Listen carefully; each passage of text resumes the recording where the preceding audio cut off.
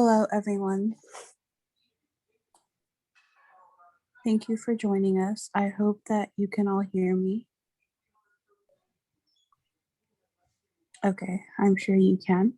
We'd like to welcome you to our second virtual event, and we would like to thank you all for joining us. This will be a conversation with Dr. Naupess Kibiswa, Banyamulenge, the truth of the matter. Now, I would like, before I pass the stage to Dr. Kibiswa, I just want to give you a little background information. He is a professor of conflict resolution at Catholic Universities of Congo, as well as UCB in Bukavu. He is also taught at the Kinshasa School of Electoral Training of Central Africa. He's lectured in various places, including the University of Manitoba, and has a book called Ethno-Nationalism and Conflict Resolution. He is currently the DRC Civil Society's elder and coach and specializes in Holocaust and genocide prevention. Before we begin, I'd just like to let you know that there will be an allocated amount of time where you may pose your questions after the previous section that the doctor presents. And on that note, doctor, you are free to take the stage. Okay.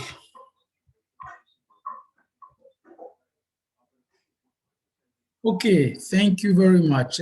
Can you hear me? Yes, we can hear you. Good. I will try to start with something. I hope I will have a easiness to work with these materials in which you young people are very experts. I'm not. My son, my 10 years old son is my teacher in yeah, in new technology. So I will try to share my screen with you on many things. Let's see if it will work. Okay, I see here. I can choose something from my PowerPoint. I don't see it. Wanted to show all windows. Let's see it. PowerPoint. Let's see. It's here, but I don't see it.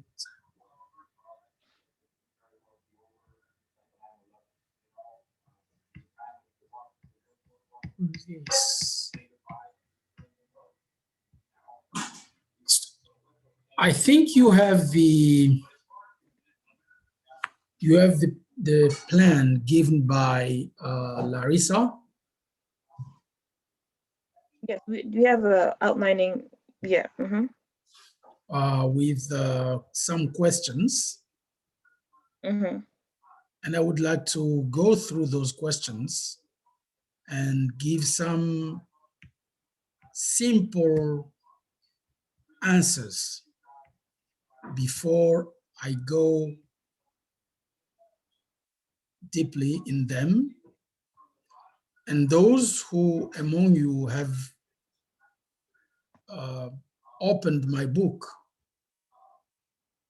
as I recommended, will be able to understand and ask more questions, because they understand very well where I'm going and what I'm talking about.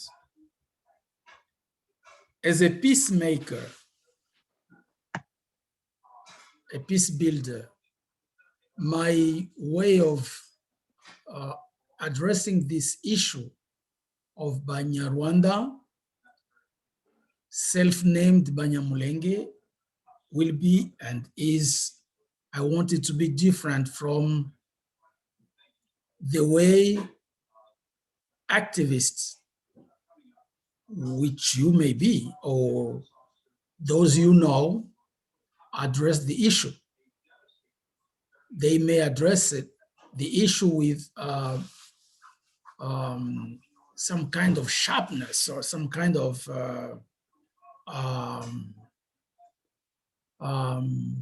I don't want to characterize them, but they may want to try to seek popularity. I'm not seeking popularity on this, because that's questions that are very key and vital for our country. You need to be aware of that. And Banyarwanda have more allies than Congolese in Western world where you are living. So we need to be a bit diplomatic in the way we address problems. That's the way I try to, even if I'm not diplomat, but the way I try to address this issue of Banyarwanda in the DRC. I want to be firm with them, but soft in the way I express my points. I think you understand me. Nowhere I will try to alter the truth simply because I want to be soft. No, I will be very clear, and I will be very, very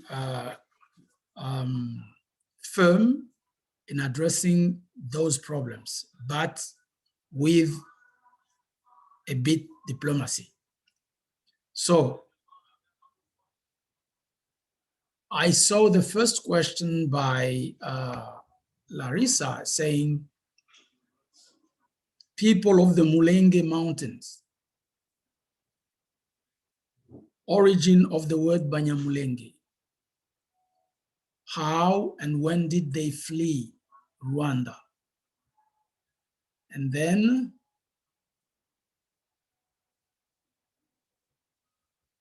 Banyarwanda, are they seeking political power?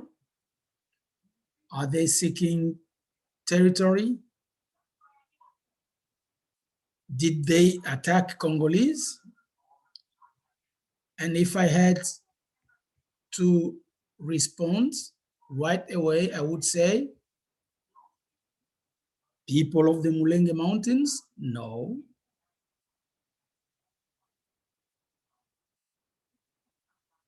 The origin of Banyamulenge name, the word Banyamulenge, in some imaginative people from Banyarwanda, just in their head. And how and when did they flee Rwanda? It's difficult to say when, because they came in different waves of people, but most of them came after the DRC, the Congo, as we know it today, was created after. It means after 1885. After 1885. That's the short answer, and I will elaborate. Are they seeking political power? Sure. That's what they seek. That's what they really love. Territory, sure. They are looking for territory. Did they attack Congolese? Yes, they did. So I've covered everything in 3 minutes, but now let me try to go through and elaborate more. Are we together? Yes. Okay, so let's see. I see Jim Ngokwe. Are you there? Jim, Yes, I'm here. how do you pronounce your name? Yes, you did it correctly. Ngokwe or Ngokwe? Ngokwe. Oh, good. Let me check if I'm with everybody here. I've already seen Daniela. Are you there? Daniela?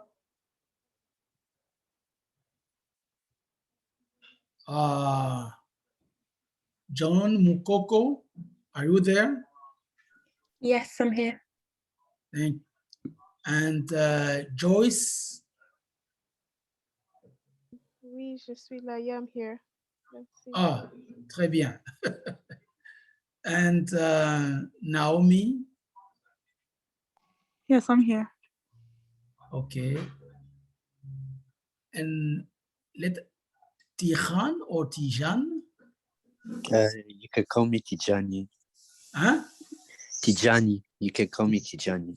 Ah, okay, good. And I see what's happening in Congo, DRC. Is that Ruth? Yes, I'm here. Okay, good. So Danielle is here as well, but her mic was so. Sorry? Danielle is here as well, but her microphone isn't working. Daniela? Oh, she's there? Yeah, she's Good. here.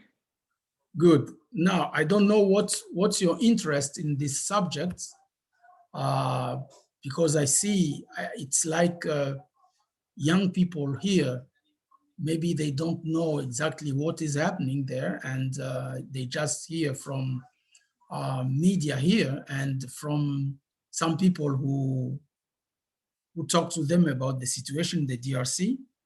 So today is just for me to try to give you basic information about this topic.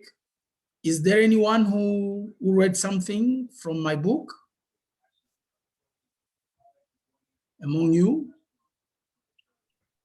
I have not read the book. Honestly, I just heard about this event a few minutes ago, and I wanted to join out of curiosity.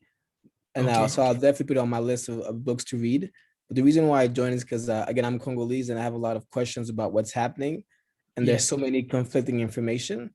So I would love to kind of get your perspective as to what's driving the conflict. I don't understand why every other week I hear about killings in Beni and Ituri and Maniema. I don't understand why the government, the security forces cannot control that. There's rumors that there's government officials involved in that. There are rumors that there's, they were saying the députés are involved in the group armé in that part of the country. They used to say in the past that it's Rwanda and Uganda fighting over Congo's minerals. So there's a lot of things happening. So I just want to hear a perspective as to, what you think is happening, what's driving the conflict and why is it so hard to put a stop to it with an army as big as Congo's? Why is it every other week people are getting killed and raped in Congo when there's supposed to be an army and police forces? So that's why I joined. I wanted to learn more about different perspectives as to what's happening and why nobody's been able to stop it. Good. And Joyce, what's your interest in this topic? For me, I just started learning about the Banyamulenge. Oh, sorry. Go ahead. Okay. So Feel free. I started hearing about the Banyamulenge, I think 2 years ago, and I haven't really understood the conflict between what's happening, and then lately I've been hearing about Minembwe, I think. And so I want to learn more about why is there an issue between the Banyamulenge or Banyarwanda group and Congo as a whole, and as well as also what are the origins of the Banyarwanda, Banyamulenge, and where do they come from originally? Are they only originally from Rwanda, or are they also from other parts of Congo? So yeah, that's my curiosity. Good. And Daniela? Daniela, she can talk? Daniela won't be able to speak because her mic's not working because she's at work. Okay. And Tijan? It was actually the same as both person that came before me, but I also wanted to know a little bit more about their genealogy, because that's something I feel like is very important in a lot of tribes, and that's also how you can trace back your lineage. And I feel like when I search information about that, about Banyamulenges, I cannot find like specific informations about it, and yeah, that's why I was basically here. Okay. And Naomi? Yeah, similar to what Daniela, I believe, said. Oh no, sorry. The person who spoke before, I'm sorry, I forget the name, but I Jim? have very little knowledge on the Banyamulenge, so I was just interested to like learn more about it, especially being Congolese and just knowing more about my country. Yeah, that's pretty much it. And Jay, John, how do you, Joanna or John? Joanne. Joanne? Yeah. Yes. Yeah, I've been hearing a lot about them as well, and I just want to know more information and just get more detailed understanding of the conflicts that's happening in the Eastern region. Good. And Ruth? Well, this is hosted by myself and Larissa as What's Happening in Congo to answer the questions for everyone that we have welcomed here. So Good. all the questions that we presented you with is what we would like answers to. So who the Banyamulenge are, what the conflict is, and where we can go from here. Thank you. Okay. I will try to do my best to get you on board in this information. So the first thing you need to know is that, let me look for, is to know about Rwanda and Burundi, because the situation in the DRC comes from the conflict in the DRC today, has its epicenter in Kigali, Rwanda. Why? Simply because if genocide didn't happen in Rwanda and Hutu were not welcomed in the DRC in 1994, we would have been in the situation we are today.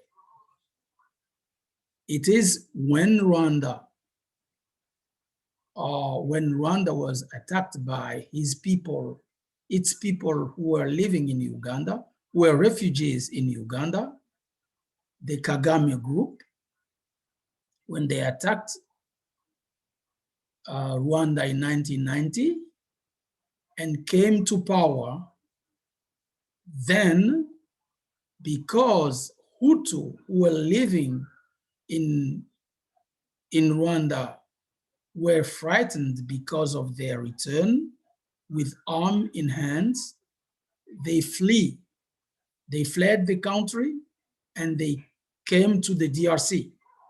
And the whole government of Rwanda, the Hutu-led government of Rwanda, fled to Congo in 1994, and they occupied almost all the eastern side of the country, especially North and South Kivu.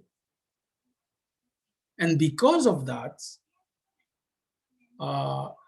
if you would like to share your comment about this, please free. Who's writing there? This is just for all the this is Ruth? participants Okay, to good. share their comments. Yeah. Thank you.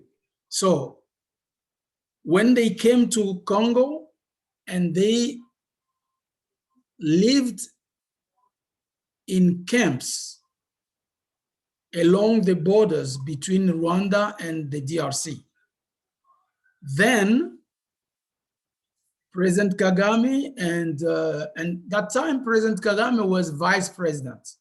The person who was president at that time was a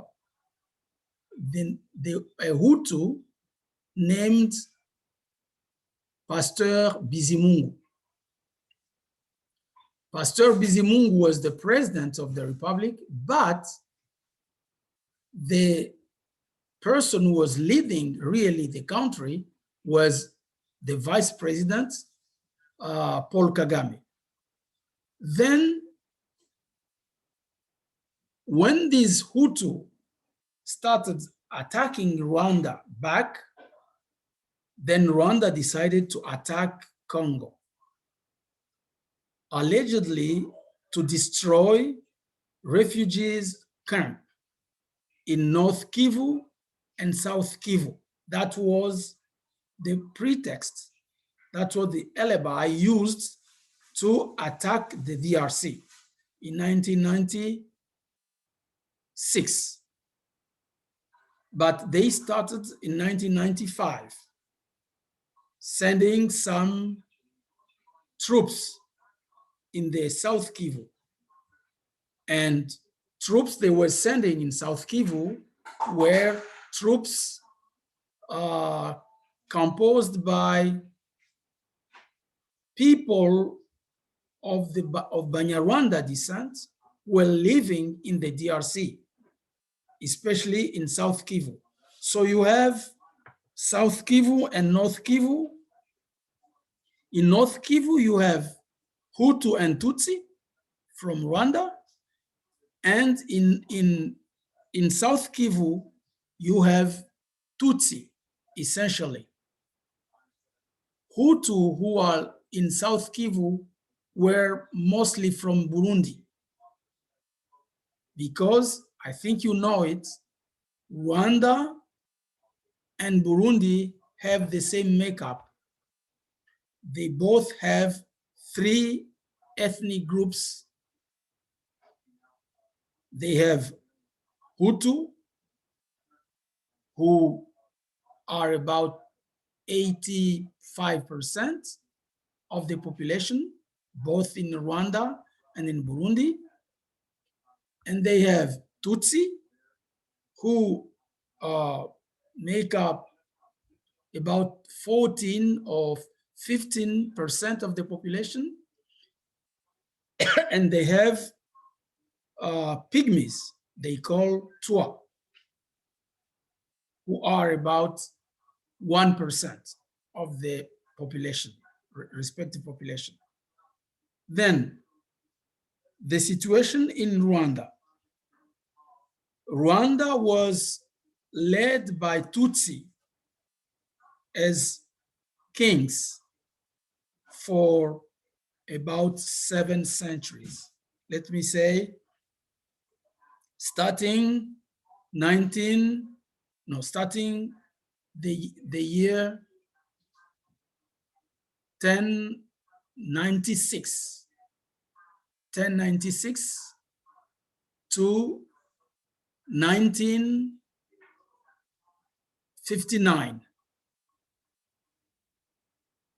You see, from the 11th century to 19th century, about nine centuries. So all the kings in Rwanda and in Burundi were Tutsi. They led the country as monarchs. But in 1959, 1959,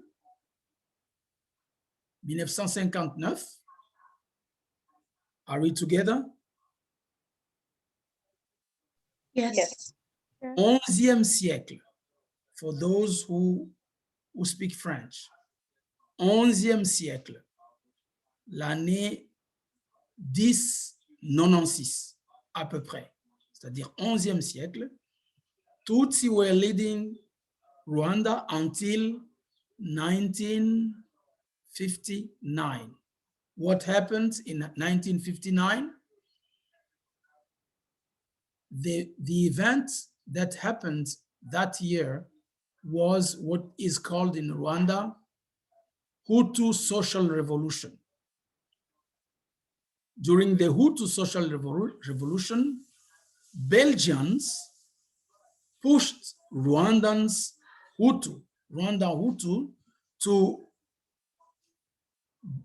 attack Tutsi and to destroy the monarchy. So starting that year, from 1994, 1959 à 1994, Hutu took over power only for about how many years? 1959 to 1994, I think 35 years, right? Hutu achieved power in 1959 through 1994, only 35 years, about 35 years. All other years before that were the Tutsi who were leading the country. And after Hutu revolted against Tutsi, then started a period of 35 years led by Hutu. And during that period, Hutu managed to leave all Tutsi out of the country. That's how those who fled Rwanda, who came to the DRC, who went to Tanzania, who went to Uganda, and who went elsewhere around the world, were prevented from going back to Rwanda. Then they started organizing themselves, putting money together, lobbying in Western countries, and they decided to come back to power with arms at hand. That's what happened in 1994. But they started in 1990 and came to power in 1994. And when they were going back to Rwanda, they had all the government of Rwanda flee the country, and the whole government of Rwanda went to the DRC. I remember that time I was living in Kinshasa, but when I went to visit my family members in South Kivu, because I'm from South Kivu, I remember that the government of Rwanda at that period was living in camp with all the people from Rwanda. Those who could afford to pay hotels were living in hotels. Otherwise, they were living in camps, in refugees camp. And I don't know if you have, some of you have ideas about living in refugee camps. So that's how they fled. Hutu fled the country, and Tutsi became again rulers of Rwanda until now. That's the situation. And during the war, during 100 days, the last 100 days of war between Hutu and Tutsi in Rwanda, genocide was committed by Hutu on Tutsi. That the famous genocide of 1994 in Rwanda. And from there, we have the situation we have in our country. People of Rwandan descent who were living in DRC, especially Tutsi, who went to join the Tutsi who were living in Uganda, came to power with Kagame, and then the plan was to attack Congo, and they used those Tutsi who were recruited in the Rwandan army to come and attack Congo. Now, who are they? That's the question we have now. Who are they, those people? Is there anyone who have a question before I go ahead? I have a question. Yes. So are you saying that the majority of the people, the Banyamulenge in Congo right now, they're Tutsi and now Hutu?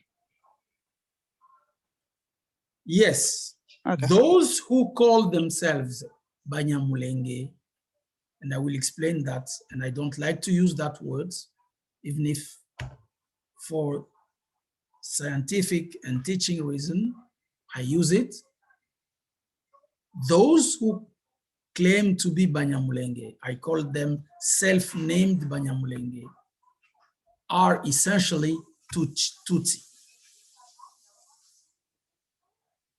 And they are those who was recruited by the Kagame's army from Uganda to fight the Tutsi, the Hutu-led government of Rwanda in 1994.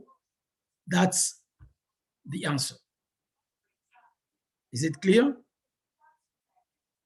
Yes, thank you. Another question?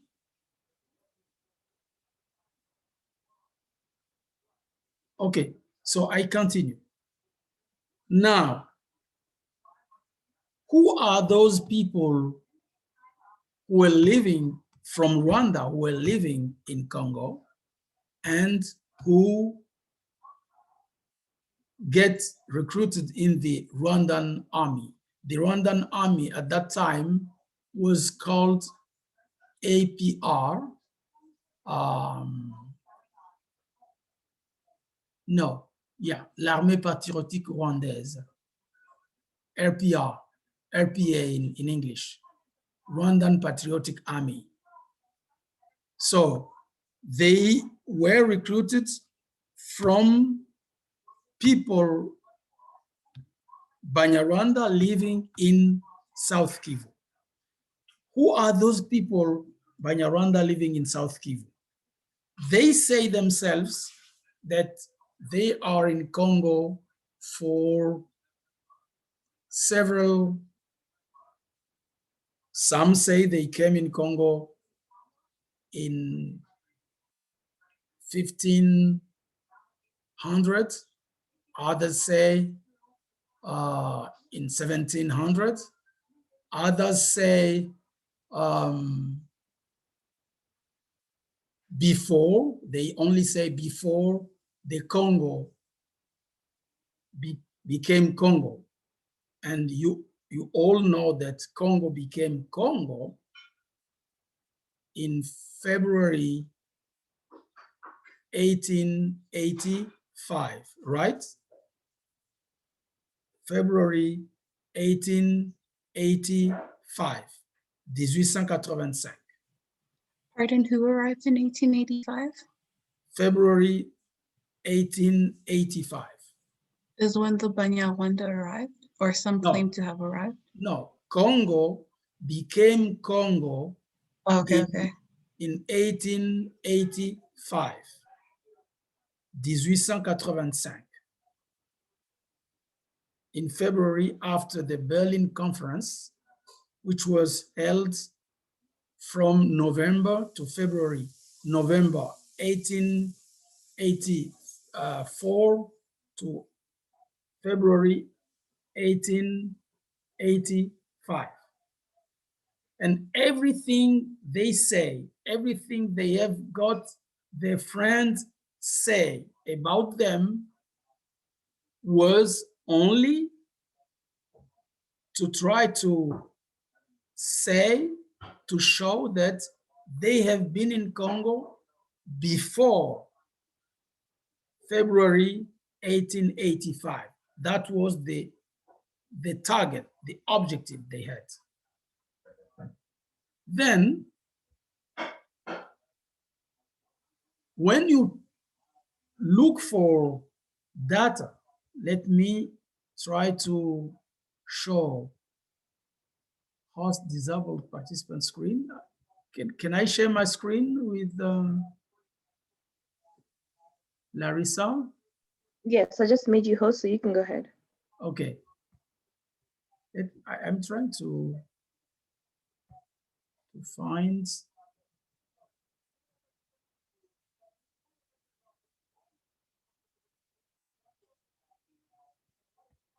find the way to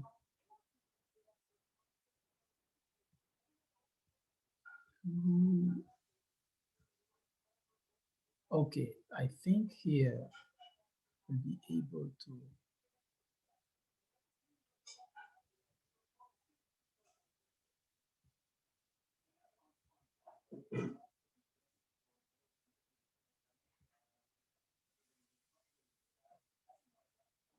Can you see that?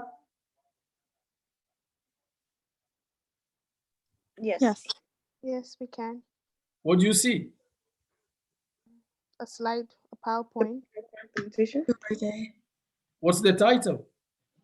Who are they? Okay, so you are seeing it.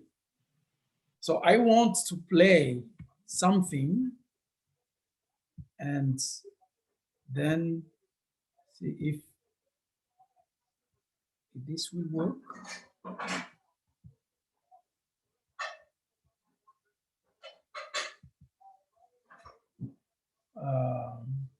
Unfortunately, I don't know how to make this play. This I believe if you double click it, sorry? double click the link, it should open a new window to play the video. Can I send it to you and you? Yeah, sure. So you can play it? Yeah, you can definitely send it to me and I'll play it from my end. Yes. Or you can just copy that link and put it on the Google search bar and it should come up. So I put it in Google search. Yes, and it should pop up. Wait, see.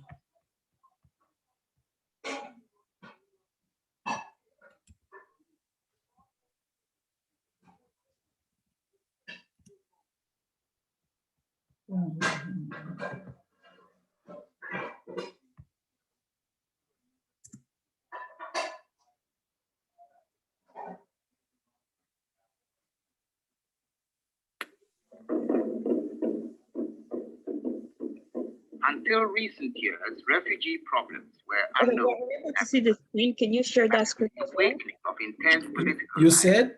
This has I'm able to see the screen. You only see the PowerPoint. Take, for instance, Rwanda.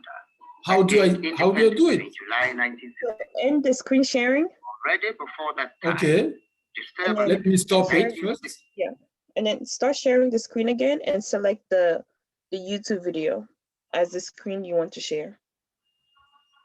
Larissa, you're killing me. I don't know how to do this.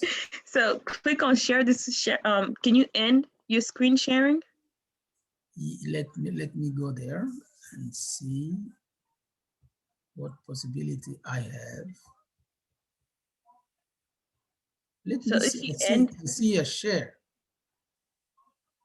I see share and then copy.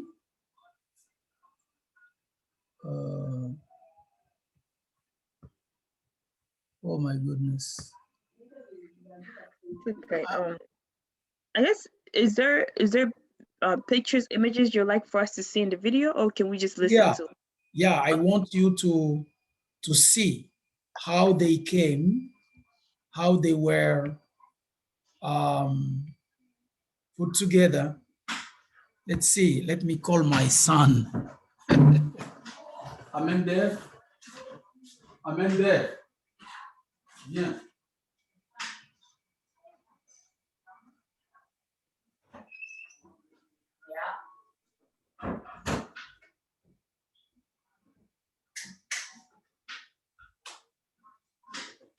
Hello, mommy.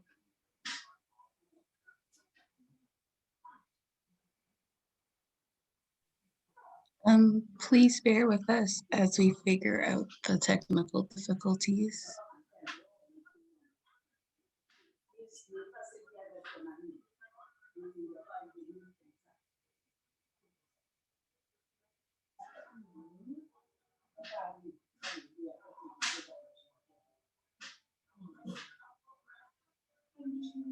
Oh, bad.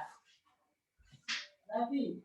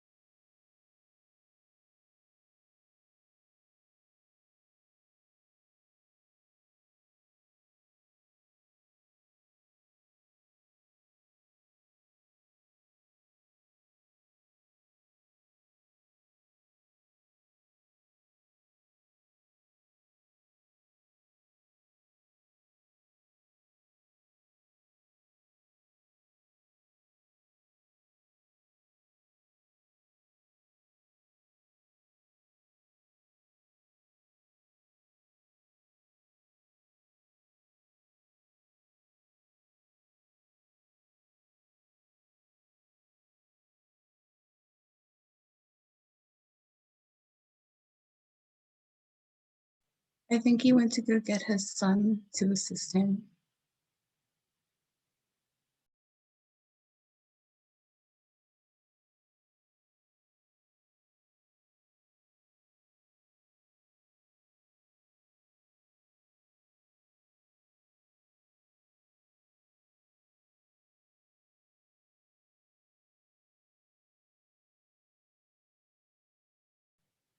We will be sharing any points that were missed under the hashtag WHDRC Kivu conflict. Feel free to share anything that you find interesting as well. We'll be retweeting it off our page. Thank you again, everyone, for joining us.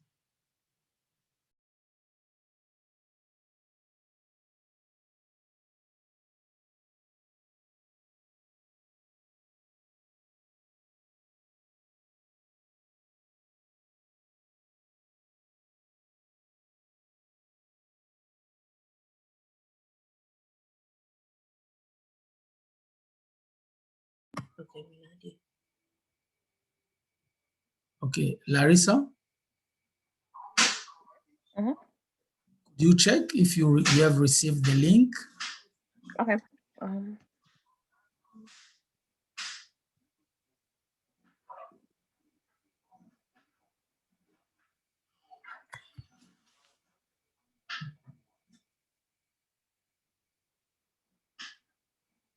Okay, I got the link. I'm gonna be playing it.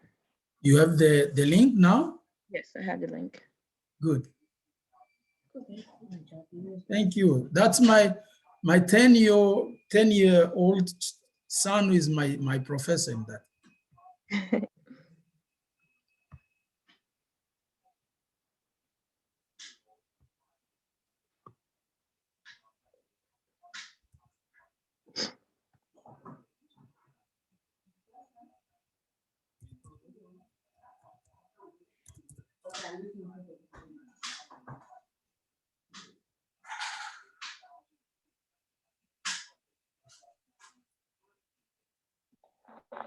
Okay, can everybody hear and see? Until recent Yes. years, problems were unknown. I want people to understand well it from the beginning there until recently. That's the first word.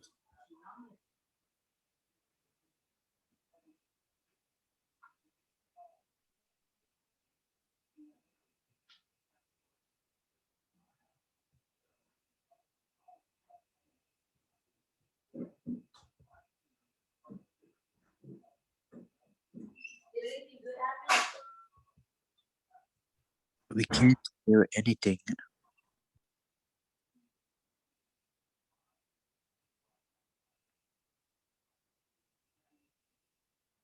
Is it working or not?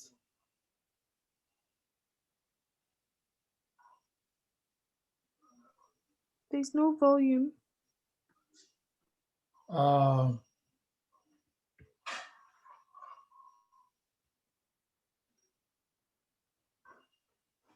Larissa, you want me to volume, but why?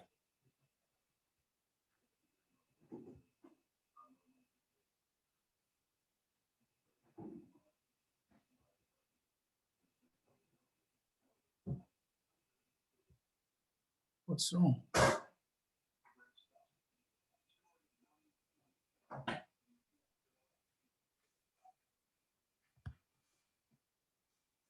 Oh,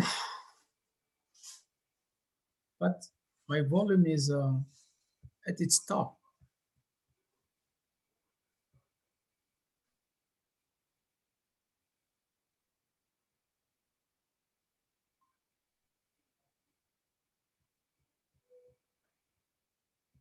You can press again on the video to see if it works. Oh, I don't understand this.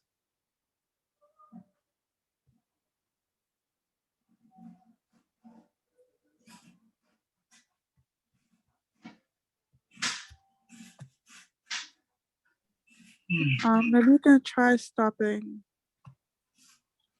sharing and then share again. You want me to stop sharing and share it again? Yeah, maybe that might work. Let's see.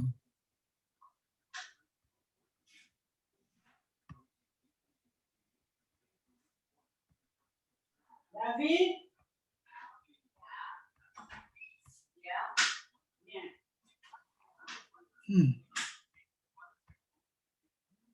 Can you still not hear?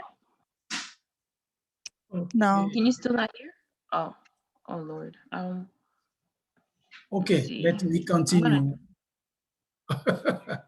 So I stop from here. I don't know if it is it stopped. What are you referring to? Is it stopped? Yeah, stop the video.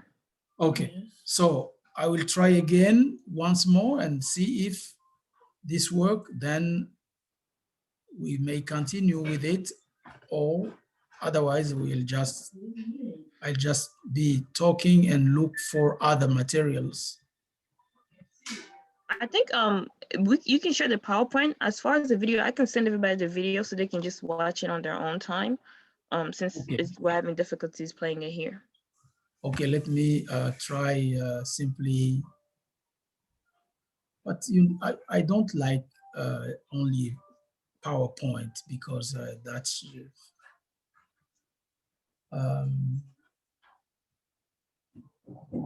Okay, let me go back to PowerPoint.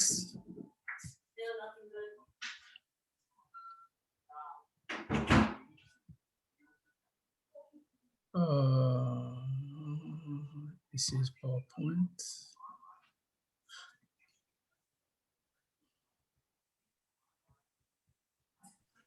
It says that if you click the checkbox in the lower left that says share computer sound, you should be able to share it. So I'm not sure if you saw that while you guys were trying to play the video. Let's move on with. You will have. I have three three video I will send you, and you will have the background of those people.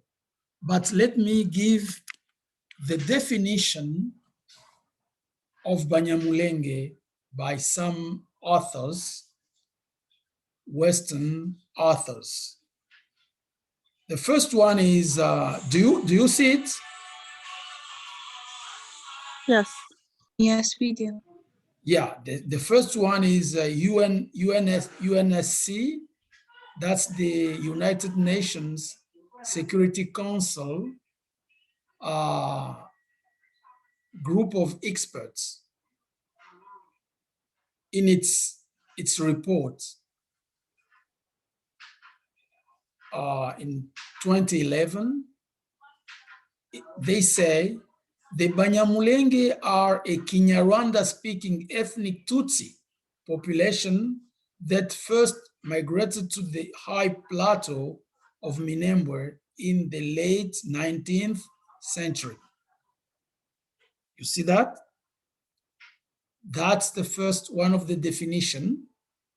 But René Lemarchand says the Banyamulenge are descendants of Tutsi pastoralists who migrated from Rwanda sometime in the 19th century, long before the advent of colonial rule, a fact vehemently contested, however, by many Congolese intellectuals.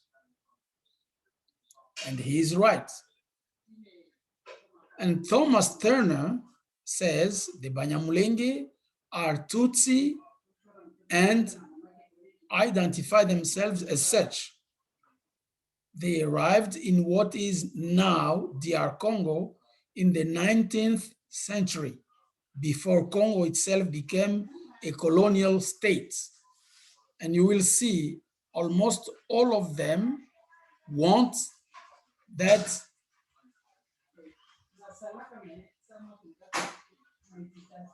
they always connect with the time, the year the Congo became a state. And the third one, Philip Regents, says the Banyamulenge are Banyarwanda who arrived from southwest Rwanda in South Kivu before 1885, the formal beginning of the colonization of Zaire. In other words, these are native Banyarwanda as opposed to immigrant, transplanted, infiltrated, clandestine, or refugee populations. And Gérard Prunier, the Banyamulenge are a group of Banyarwanda migrants who have come from Rwanda at various points in history, possibly as early as the 17th century, but most likely in the 18th century from the Kinyaga region to escape the repression of the growing power of Mwami Rwabugiri. Don't worry, you will have these PowerPoints. And now, those group of people define the Banyamulenge the way you hear there. They define them according to the the starting point of, there is someone coming. I see here. So all of them, they say they are Banyarwanda. I think you have noticed that. Second, they try to say they came to Congo before Congo became a state.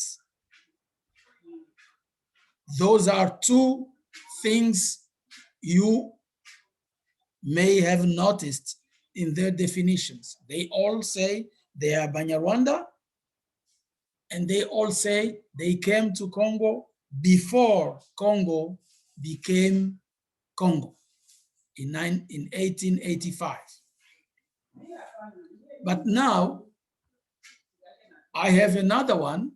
I have two others who differ from them, and that's Mamdani. Mamdani is an Indian, a Ugandan Indian, I think American also. He says, it is worth noting that the Banyamulenge identity as that of other immigrants from Rwanda, like the Banyamasisi and the Banyaruchuru, is territorial, not ethnic. Not ethnic. He explains, the Banyamulenge refers to those of the place called Mulenge. This group identity is, in turn, like a geological deposit, layered, with each layer signifying a different history, starting from those who were there when the borders of colonial Congo were first demarcated. The identity Banyamulenge includes every wave of immigrants to Mulenge, including those who came in the wake of the genocide of 1994. You see, this one is more nuanced. He is more, he's trying to say there are too many kinds of Banyamulenge.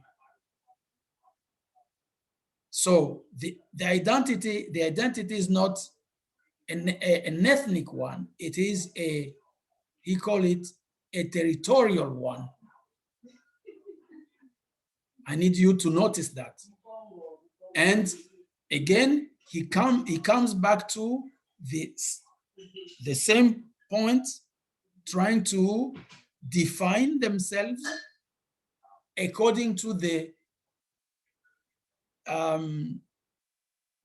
date or the year the DRC became a state.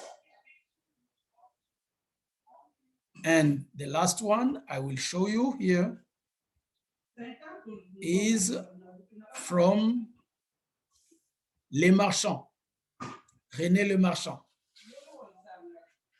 René Le Marchand says, initially, the term Banyamulenge referred to the people of Mulenge. Initially, the people of Mulenge. And he said, he explained a small group of predominantly Tutsi pastoralists whose traditional habitat is in Mulenge, a locality situated on the high-lying Itombwe Plateau, south of Uvira, South Kivu. Today, however, the Banyamulenge label, now he is just joining Mamdani definition, the Banyamulenge grace. Did you admit it, Grace, Larissa? Larissa? No, you can just let it. I'll admit her. Okay. So Today, however, the Banyamulenge label applies to all people of Tutsi origins residing in North and South Kivu, and not a few, he would say, and a few in Shaba, Katanga.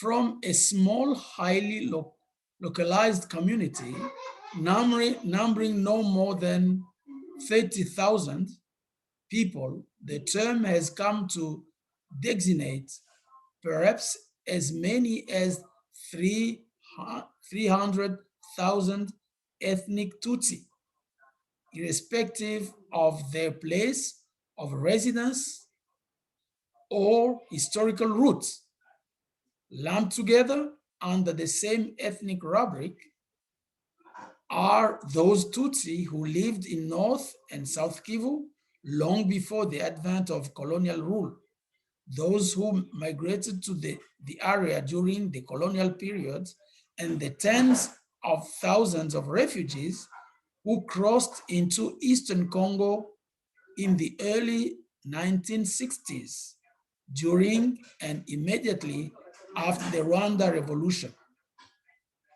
There are no parallels in the continent for such an instant and extensive ethnogenesis.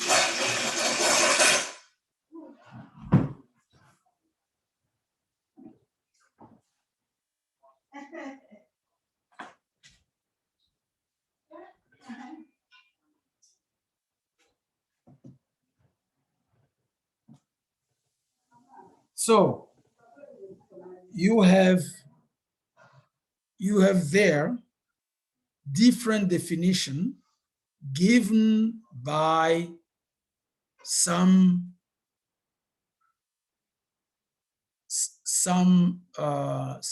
want to speak? Yeah, I believe Tinjin has a question. Yes, Yeah. I have a question real quick.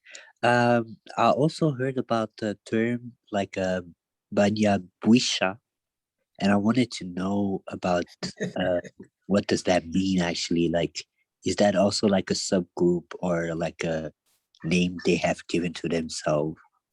Yes, so I'll go back in that because I've presented there definitions from Western scholars. And if when you go through them, you will have many things, but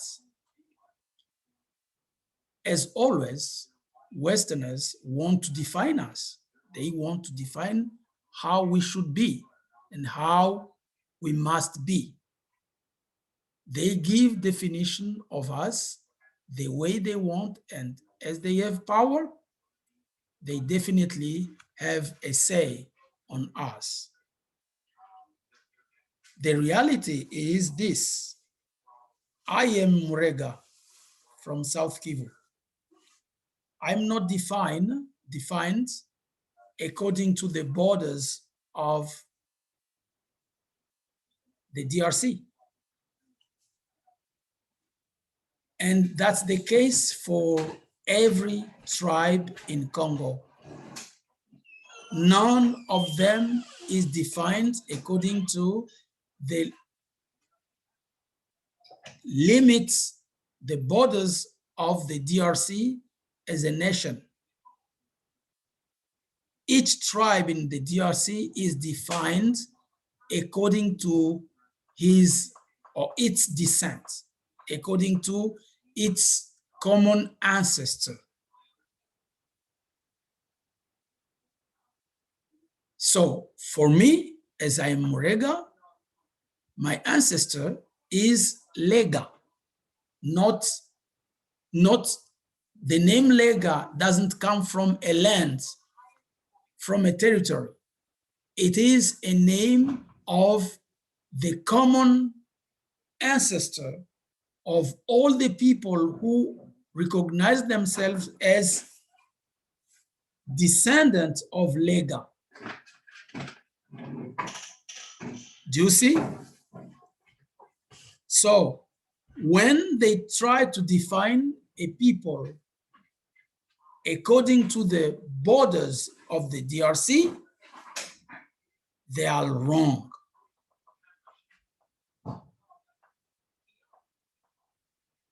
That's the point. In the DRC, every people is from a common ancestor whom they recognize as their common ancestor. Each of you there, unless you are from Banyarwanda or from, I don't know which other, if you know your tribe and you ask your parents, or if you ask your grandparents, he will tell you or she will tell you, we are from such an ancestor. And always the ancestor's name is the name of the tribe, is the name of the clan, is the name of the family. So the ancestor's name is the name of the clan most of the time. And if we want to be clear, we need to go to all tribes around Kivu, South Kivu and North Kivu, and then you ask to any of them, is your name a name of a land? Is your name as a tribe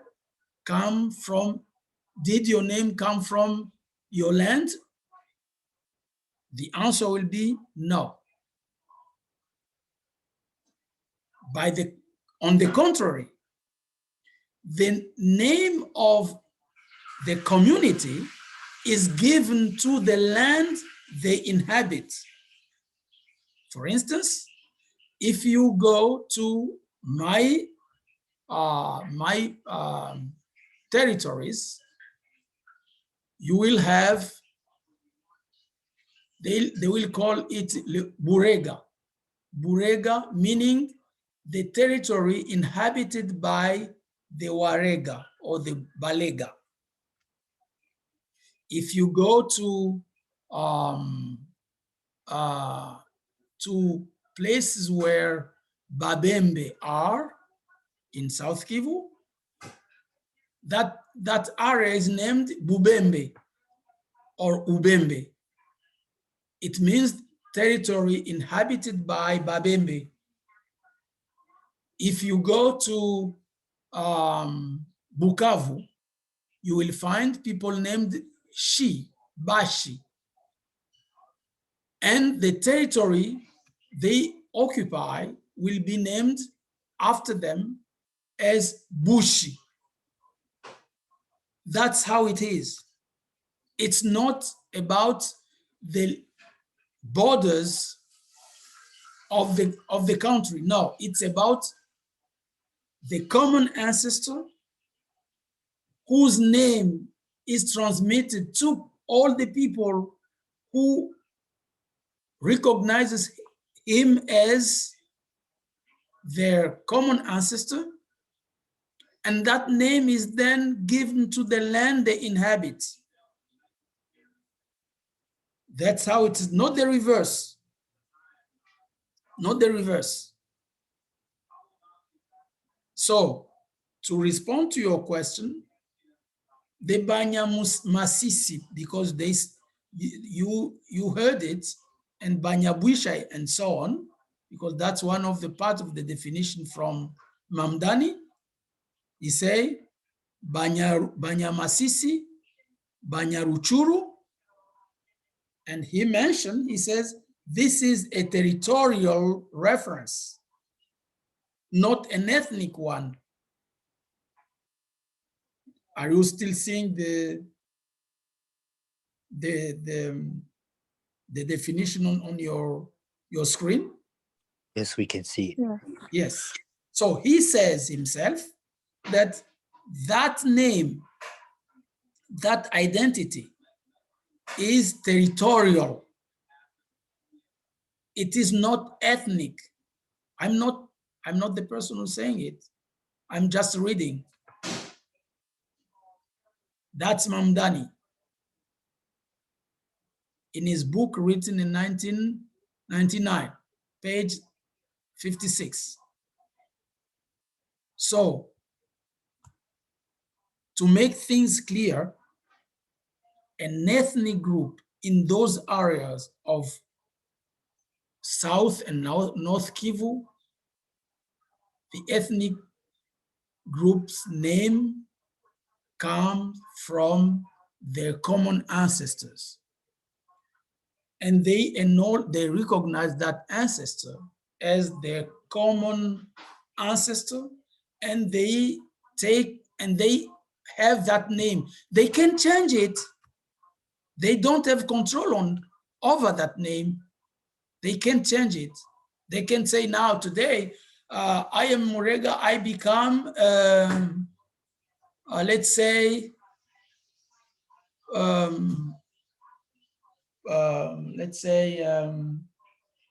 Mufransa or Muvila or Muluba. No, you can change it.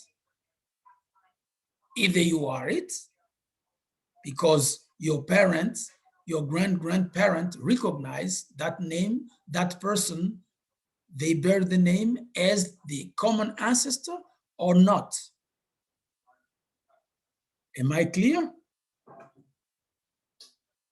Yes, I think it's pretty clear. I have a quick question. So is it always Tutsi? Like, are there, what do you call Hutus that have been in West Congo for like centuries? Who's talking? This is Jim. This is Jim Ngokwe.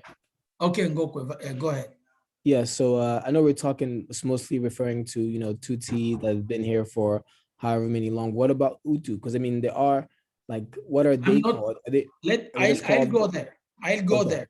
Don't worry. Thank you. I'm just explaining the name of that identity, and to show that all definitions given by the Western scholars, and I want you to be cautious about it when you find a book written by scholars from the West. Most of the time, you will find those kind of definitions that refer to the bordering of the DRC states. And I tell you that the definition of ethnic groups, tribes in South Kivu and in many parts of the DRC are not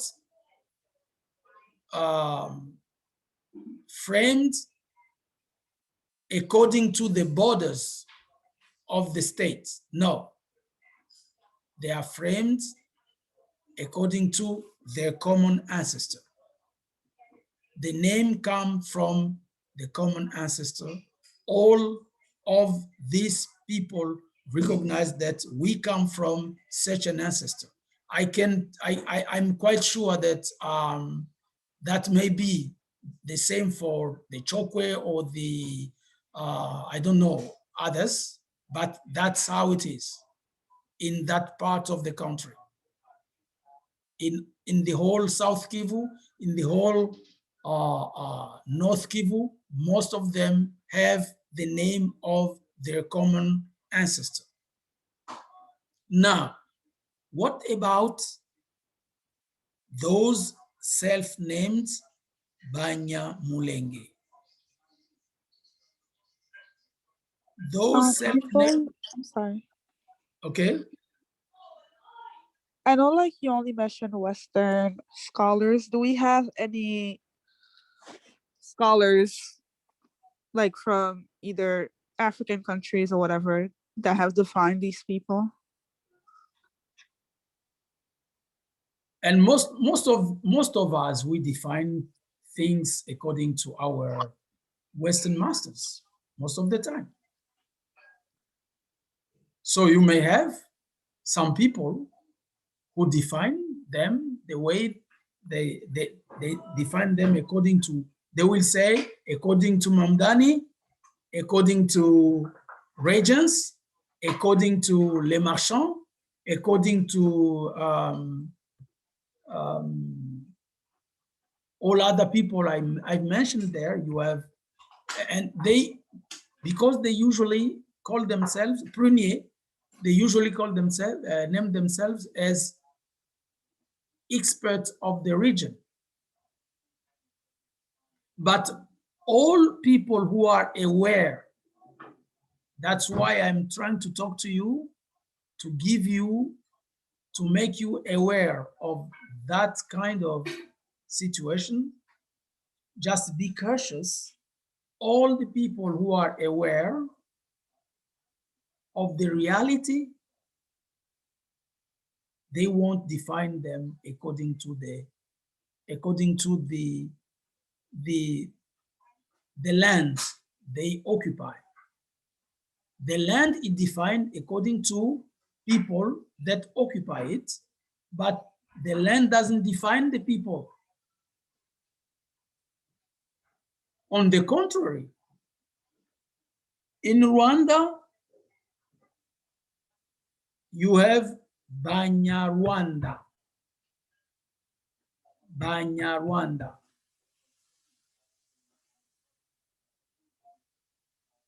And this means people of Rwanda. Banya is a prefix that means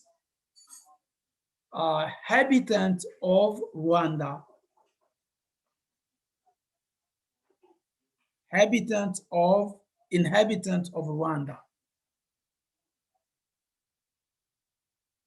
But in Burundi, they say Barundi. But they all are Hutu or Tutsi or Twa. In Rwanda, they name themselves Banyarwanda. Now, because they have that culture of Banyarwanda, when they came to Congo, when they were settled as refugees, they sometimes thought of themselves as Banya place. Which place? They call themselves, if you will find them, they are in Tanganyika. Do you know the province of Tanganyika? Who knows the capital of Tanganyika? Yes, we know. Which one? Are you talking about Lake Tanganyika close to Tanzania? No, Body the of province water? of Tanganyika. The province of Tanganyika. In the east? Yeah. No idea? No. You need to know. You need to know, my sister. Wait, hold on. Is it not Kalemi? Eh? Kalemi. Yes, that's Kalemi. Kalemi is the capital city of the province of Tanganyika. You need to know your geography and your history. Otherwise, when Tanzanian will come and take over that place, you won't be able to claim it. So you have some Banyarwanda who were transferred by the government to the side of Kalemi, and they settled in Moba, a city named Moba. And there is a place named Viura. Viura. When you go there, you will find a people named Banyavura. Banyavura. You see? But you have there the owner of that place is the Batabwa. Batabwa is the people of that place. And they gave them a place, the government gave those Banyarwanda, a place named Viura. Now they started call themselves Banyavura. The same, those who were settled in Masisi by the government, they started naming themselves Banyamasisi. Others, that's in North Kivu. Others, Banyabwisha. So it's like you. I don't know if you know where you can find some people who came from Congo in brought by the High Commission of Refugees of the United Nations. Now, when they are settled somewhere, let's say, not to be complicated, people coming from Latin America settled, let's say, in South Dakota. And the place they settled them is named, let's say, Kibiswa. And they start naming themselves Banya Kibiswa, or Banya South Dakota, or Banya, let's say, Nebraska, or Banya, I don't know which name you have in your head.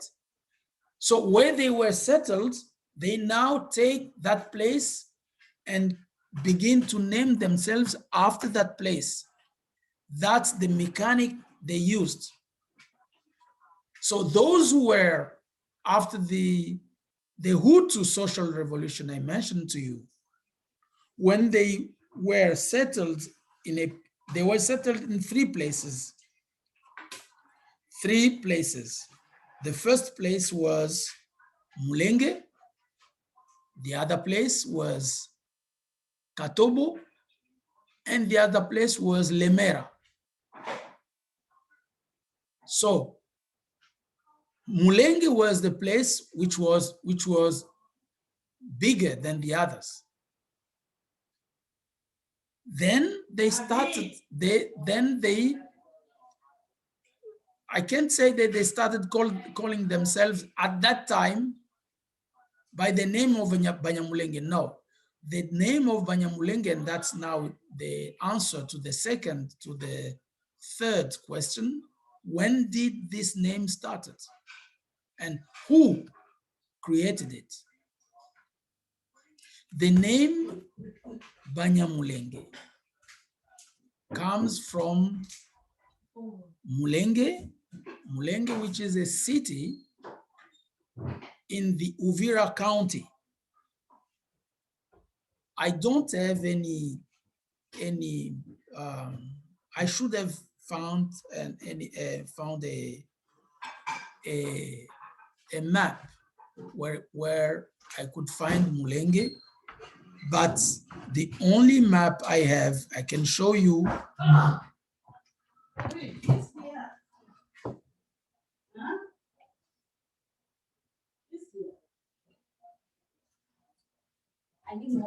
Monsieur,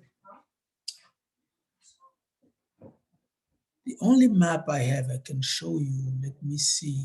Naomi was kicked out. Let's see if I can find.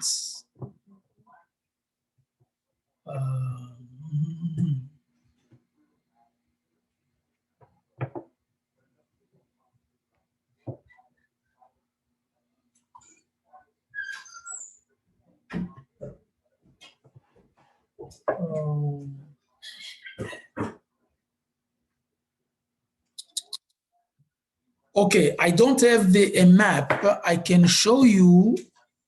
Let me see. I think I can have one here. So just to explain to you this, that Mulenge is a small village which is situated 15 kilometers from the border, our border with Burundi and Rwanda. So 15 kilometers from our border with Burundi and Rwanda, inside the Congo, in the Uvira County, I need you to note that, to take note of that. Uvira County, c'est le territoire d'Uvira. Hein? In Uvira County, you have a small city named, small village named Mulenge, 15 kilometers from the border between the DRC and Rwanda. Then they were settled there when they came in. When in the 60s, the first wave came in 1959.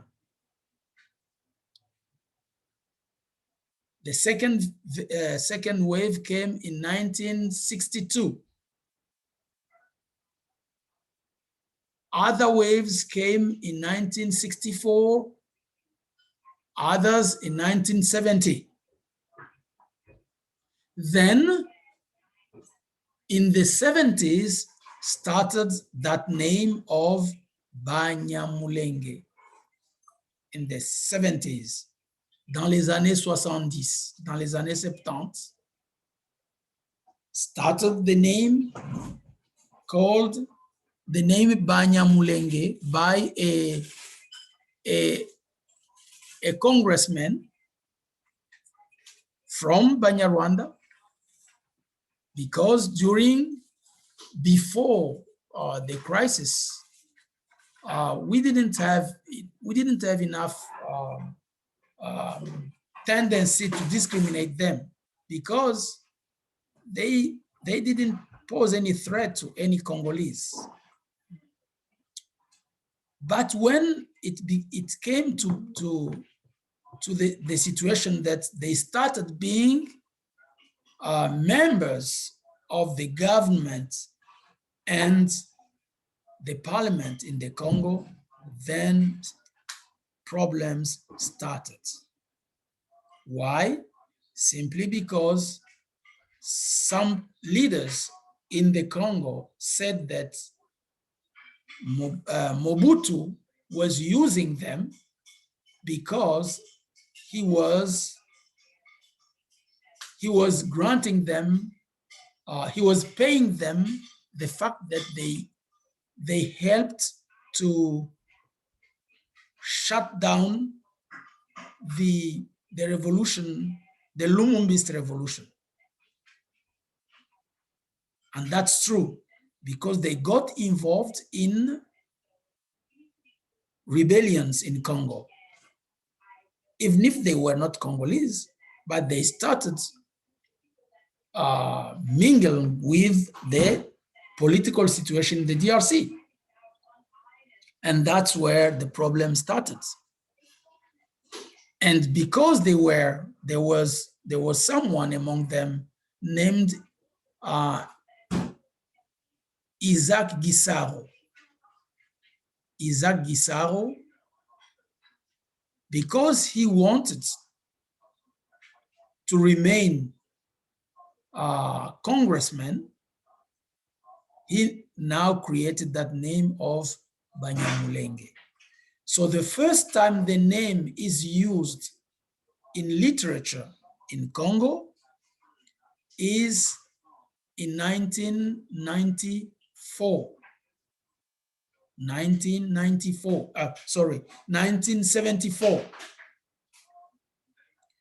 It is first used by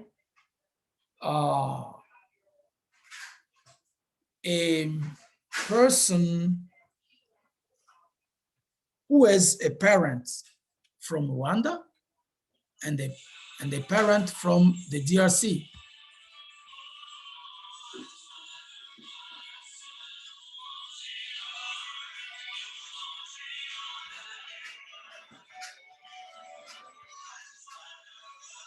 One of his parents, I think his mother or his father, was Munyarwanda.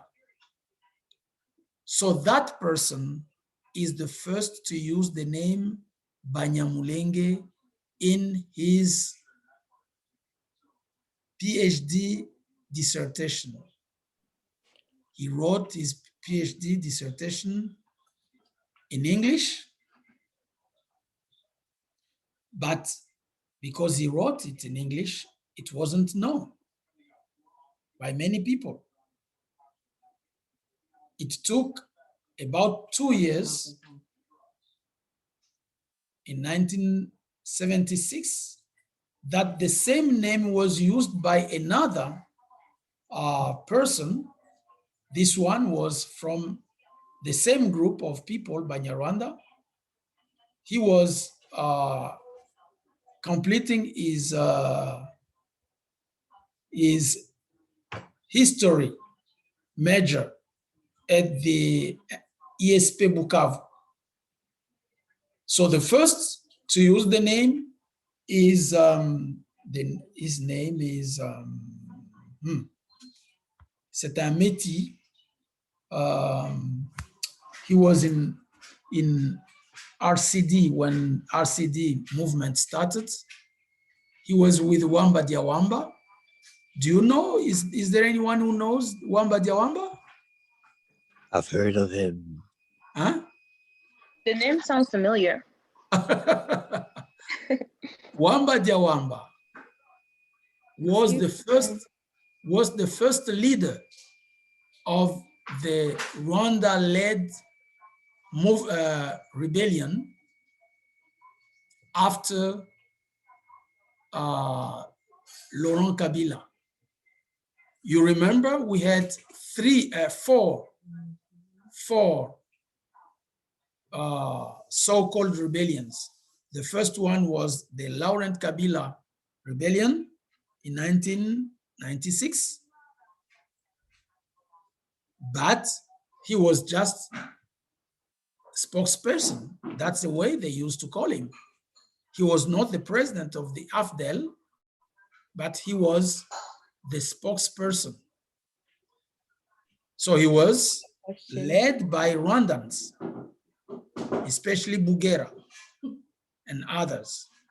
The second rebellion was the RCD Goma, led first by Wamba Diawamba and then by Emily Lunga, but to end in the hand of Ruberwa. As a strategy they use, Tutsi is always, let's say, most of the time, not say always, most of the time they put as leader someone who is not Tutsi, but who is controlled totally by them. I mentioned earlier Bizimungu, who was a Hutu. They named him as president of their movement, but lately they took over by Kagame, and Bizimungu is in prison today. Since 1990, I think since 2000, he is in prison until now. But he was the first president after the Habyarimana regime, but he was doing it on behalf of Tutsi. The third rebellion in Congo was led by another Tutsi named Laurent Kunda, as you know it. I think that one you know his name. Most of you know his names. Yvette raised his hand. Yeah, go ahead, Yvette. Sorry, I have a quick question. Yeah. Can you hear me? Yeah. Do you know where we can find the information on Isaac Gisaro, like you mentioned? Gisaro? You will really not have enough information about him, but I will send as a material of this conversation, I will send you just a small document I have about him. But if you want to know about him, you may find out his his daughter's reference, Beatrice Gisaro. Oh, Beatrice Gisaro. thank You can Just one more thing. When you say he's half Rwandese, and what's the other half? Which one? You said Gisaro is half Rwandese? No, not Gisaro. Not Gisaro. I said Gisaro is the one who started to use the name Banyamulenge. The person who Gisaro used it in the political arena, but the one who wrote, who was the first to write the name in his PhD dissertation, his name is Francois. I will find his name before we end. I will give you the name. So much. Yeah, he did his dissertation in, he was completing his PhD in Stanford in the US. Good to know. I have the name, but it's not in my head now. I will give it to you. No worries. Thank you. Just one last question before we move past go ahead. The times of the names. What was the reason before for that? What was the reason why Gisaro and had Banyamulenge name pretty much officially given to them? What was that reason? Yeah, the reason they said, because we don't want, because there have been many waves of Banyarwanda refugees coming from Rwanda. We want to be different from them because we claim to be native of the DRC. That's the reason. They said we are not the same as those people who came after us in the Congo. We want to be recognized as native of Congo. That's the reason. Yeah, I see two other people. I don't know exactly who are. The first one can start. Naomi, go ahead. Yeah. So if that's the case, then I remember you also saying, like, in terms of definition, all of them coming from the different waves are still considered one Banyamulenge. So how do they differentiate themselves? Yeah, that's the question. I usually ask them the same question. How do we know that this one is Mulenge, that one is not, and so on and so on? That's a question they need to ask. You need to ask them if you meet one of them. I don't have any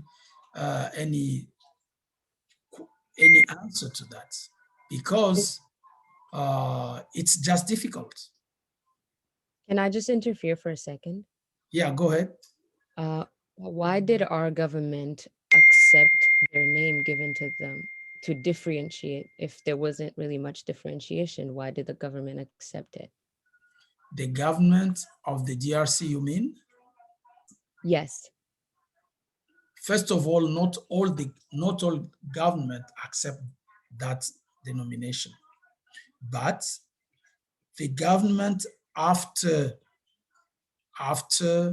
Mobutu, so it means the government from Laurent Kabila to now are the government that pretty much accept that name simply because they are under Kigali's rule, simply.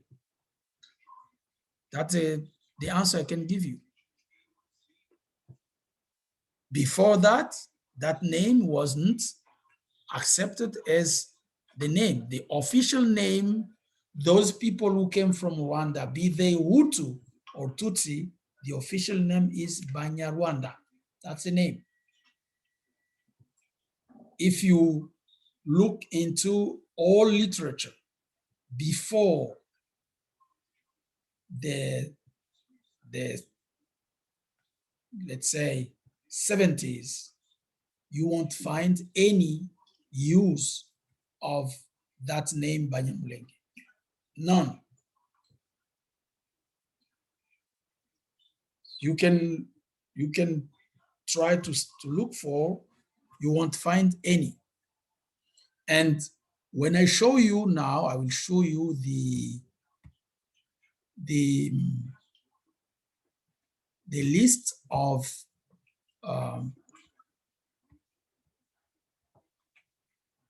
do you see this document with Congo Belge on your screen? No, we still see the PowerPoint. I think you have to share the other Okay. screen that you're trying to show us. Yes, let me find it. You share. Where is it?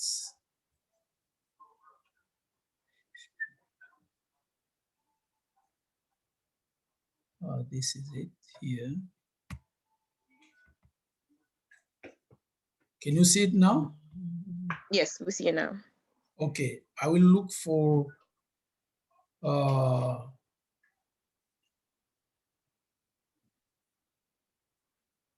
okay, here you have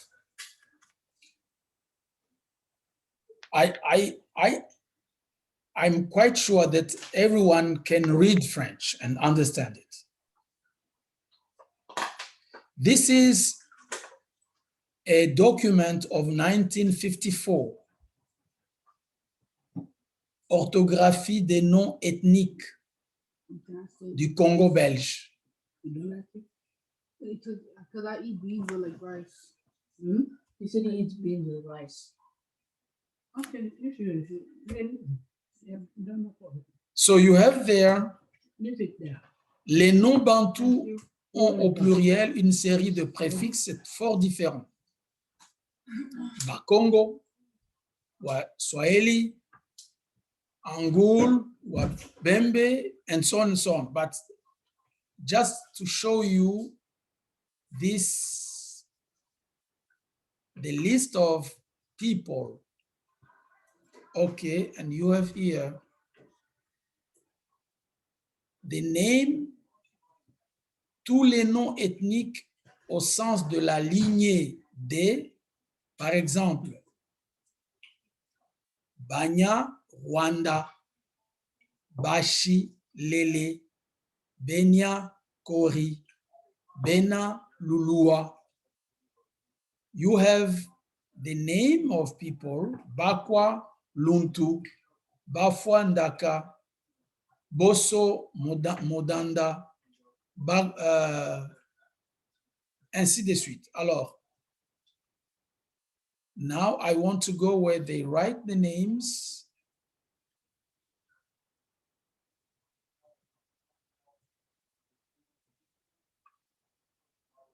They list peoples. I see Madeleine coming.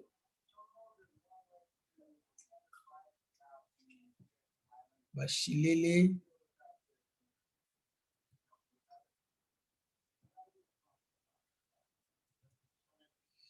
I'm trying to find these tribes.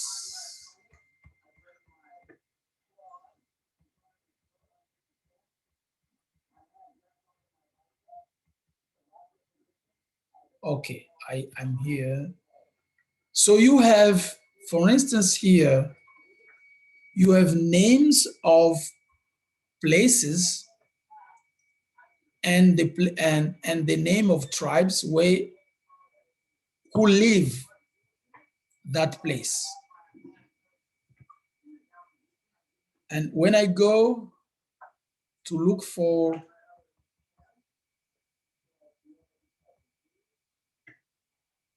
page, do you see Wahutu? Yes. Yes. And you see there, they say Wahutu where? Rwanda. Rwanda. Jim, do you see one of the answer to your question? So you have Hutu, Rwanda. And why, you can ask me, why do they are mentioned in a book about the ethnic group of Congo? Simply because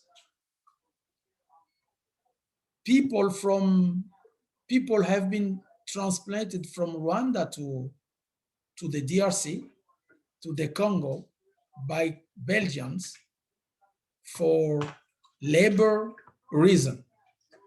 So then you find in Congo Hutu, but they are the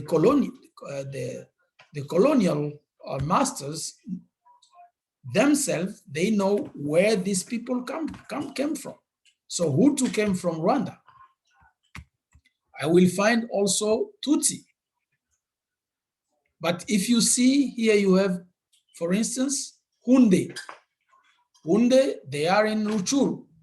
Ruchuru is a territory in North Kivu.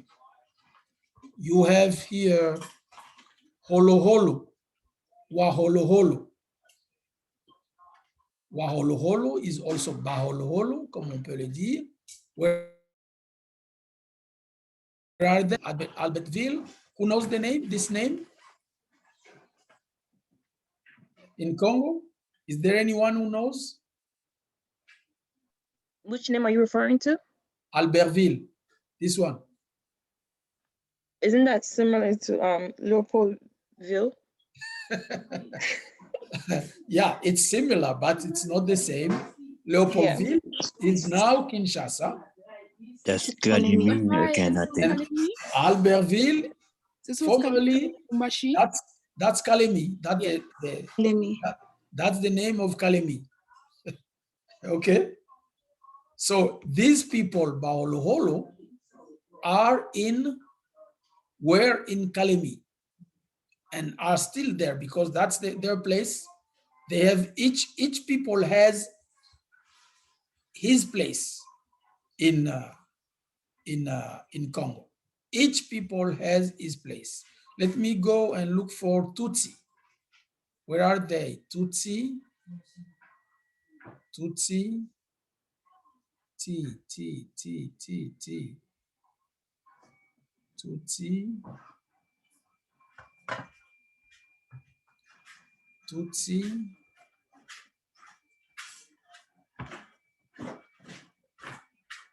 Tutsi. Oh, I'm already elsewhere. Oh, Tutsi. Can I move this? Oh. I think you went too far. Huh? I went too far, yes. Let's see here. Tutsi. I see it. Okay. Watutsi. Where are they? Rwanda. Rwanda. I'm not the one who wrote this. This is not a Congolese who wrote this.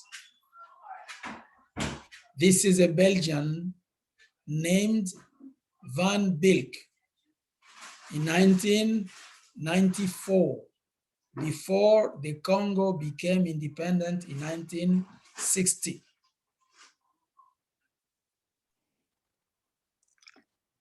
Anyone can find his or her tribe name here, and he will find the place where they are originally from. For instance, you have here she. Two people entered the. Who's that? Krisa, admit. And another one, Nikki, admit. Who else? That's all? Okay, so you have, for instance, do you know any people, anyone from the Bashi tribe? Yes, me. Sorry? Yes, I know my mother. She's from the Bashi. Yes. So your mother is from either Kabare. Kabare is the one of the territory, or she may be from Walungu. So they are either from, and this is T, that may be territory of Kabare. There are also Bashi in the territory of Walungu.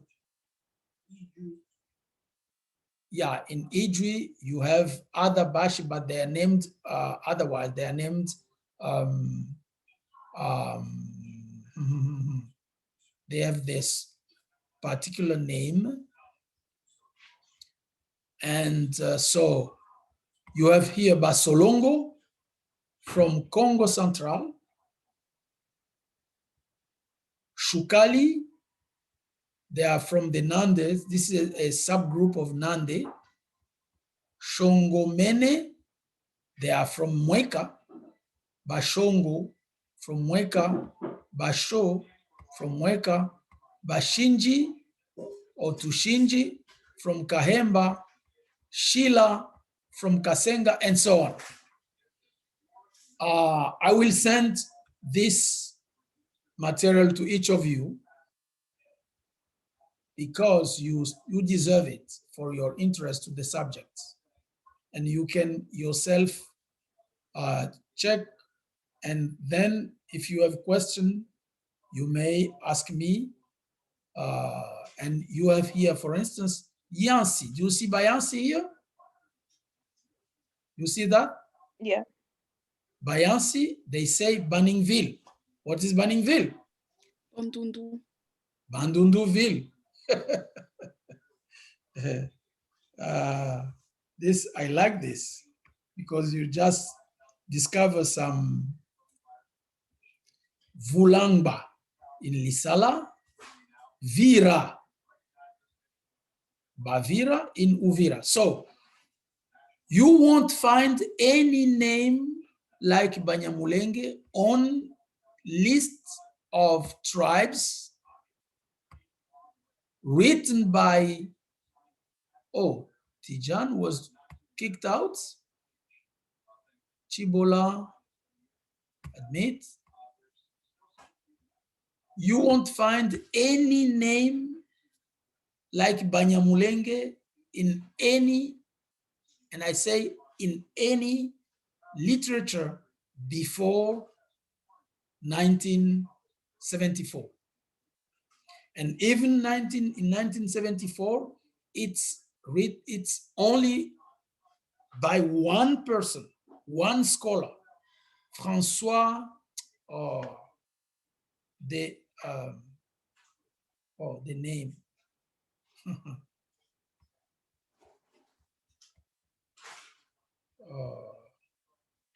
I will find. So, and you can understand, he is connected to Rwandan, and that's how he wrote that name of Banyamulenge, trying to show that Mulenge is their origin. And if you look into literature written by the so-called Banyamulenge themselves, they contradict themselves. And I will go ahead and show you one of the literature, one of the book written by Emunya Mulenge, who contradicts another Munyamulenge on that name. Let me look for it.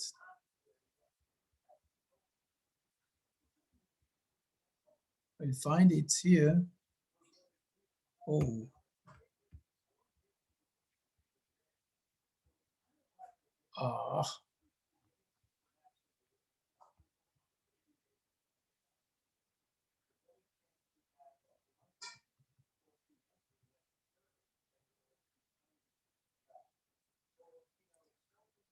Okay, let me show you this definition.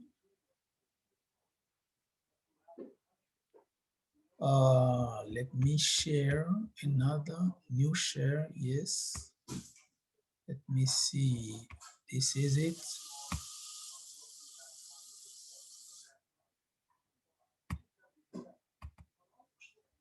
Can you see this? Yes. Yes, we can. This is a scholar from the self-named Banyamulenge who define who are Banyamulenge. And he says the Banyamulenge people are mainly Tutsi of Rwandan and Burundian origins. And when he writes, he refers to another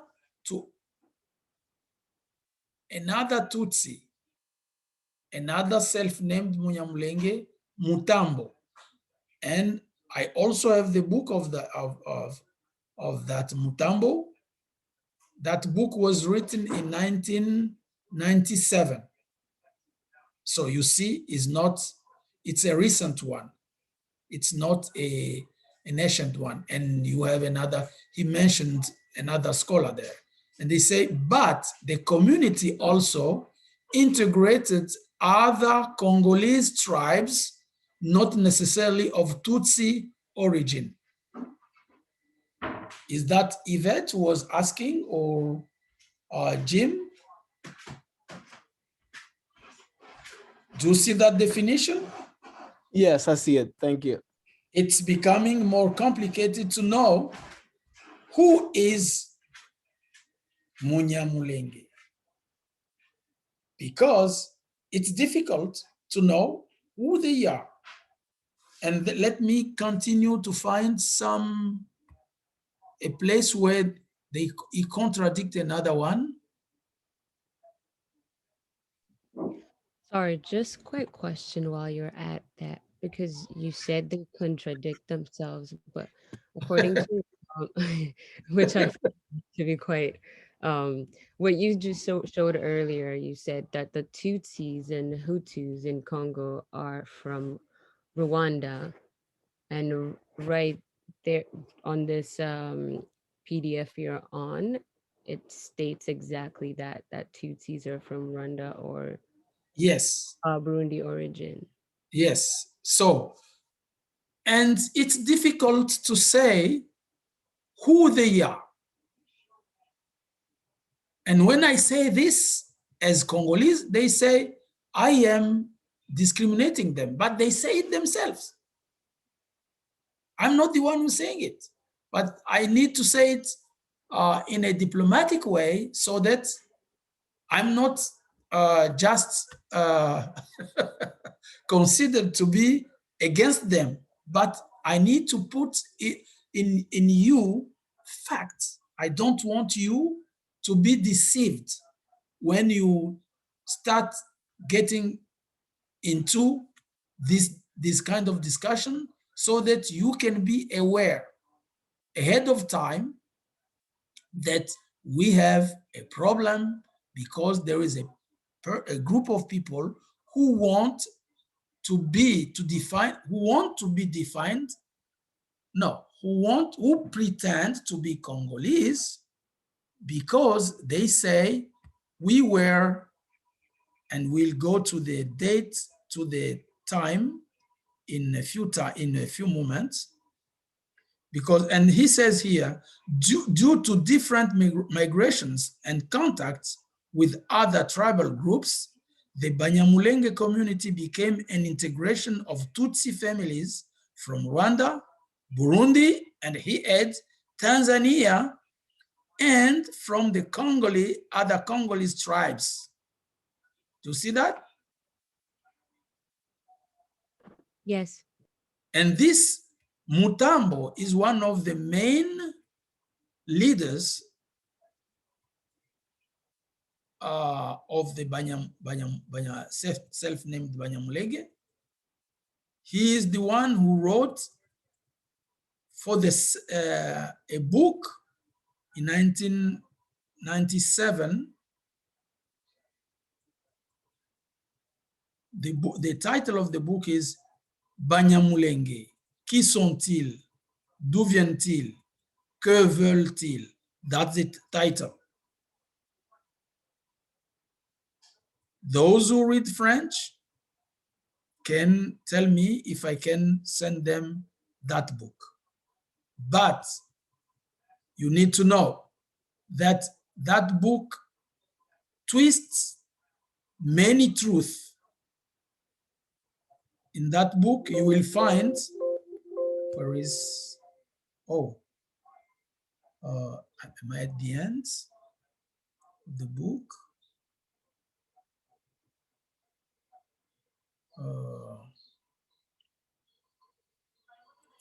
Okay, and here you have another one, another passage. He says, the Banyamulenge was known as the Rwanda of Congo.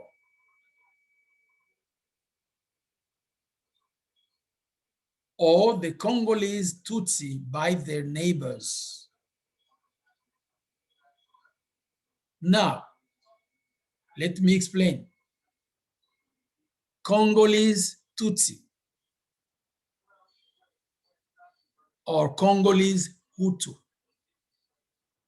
Do you know that we have tribes that span more than 2 borders? For instance, you have in Okatanga,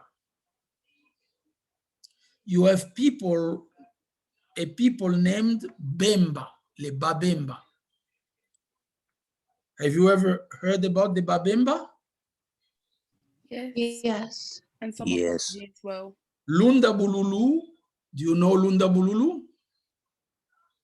Have you ever heard about Lunda Bululu? He is the first prime minister of the DRC transition period from dictatorship to democracy in 1990. Lunda Bululu. He is from the Bemba tribe.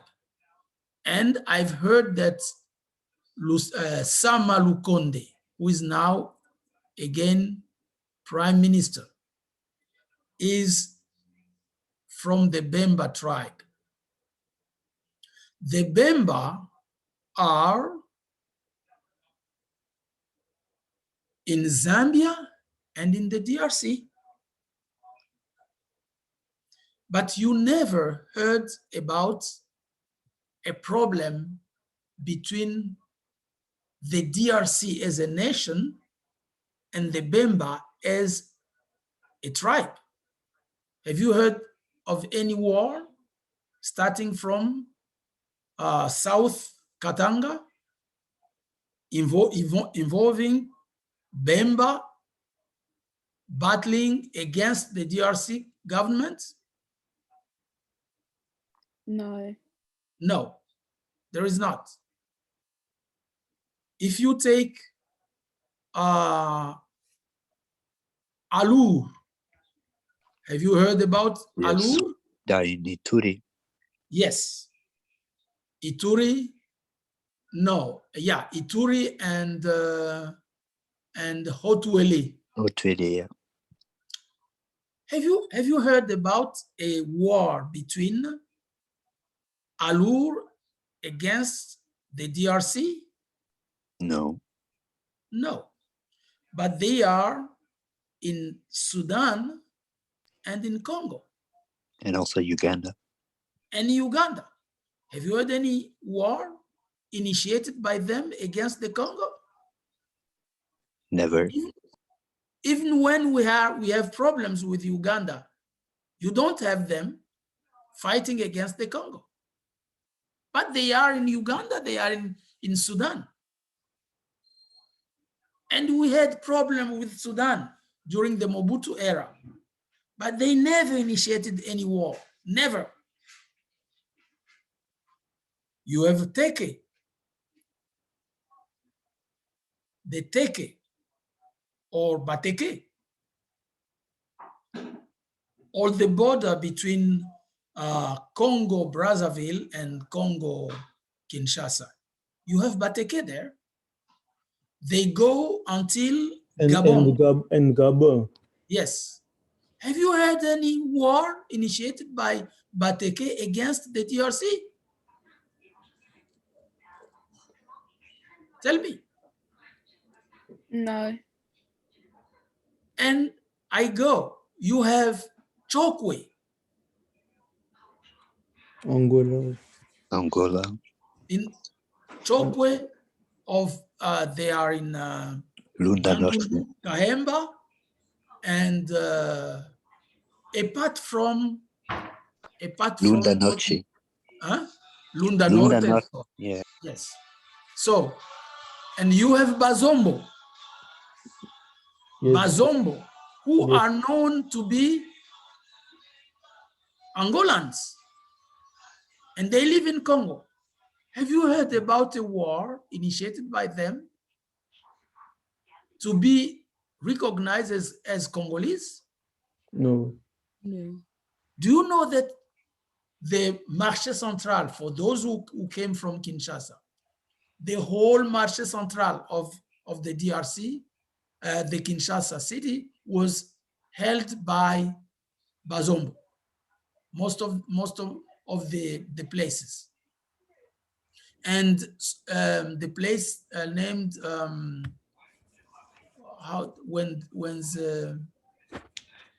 Ethiopia, the one, how to call this?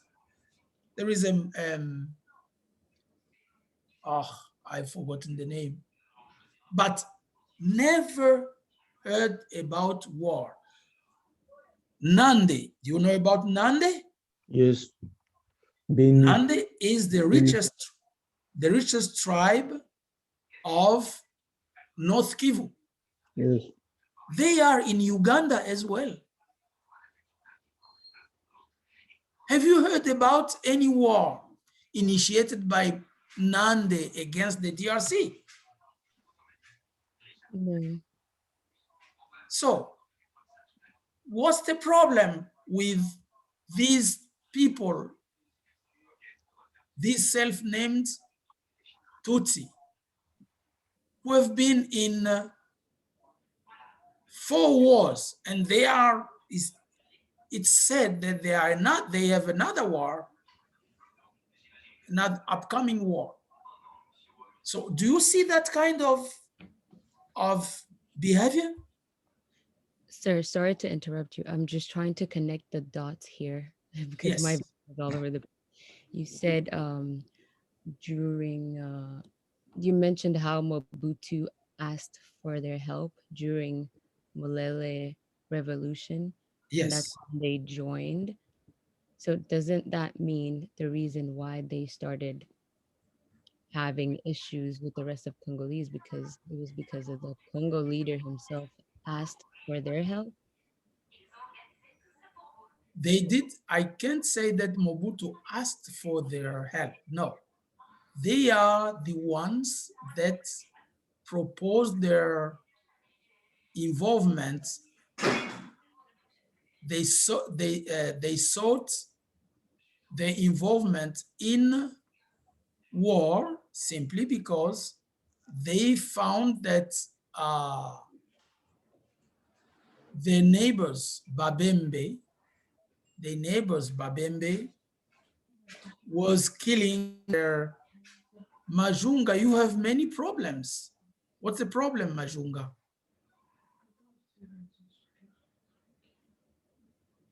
Majunga? Is anyone named Majunga?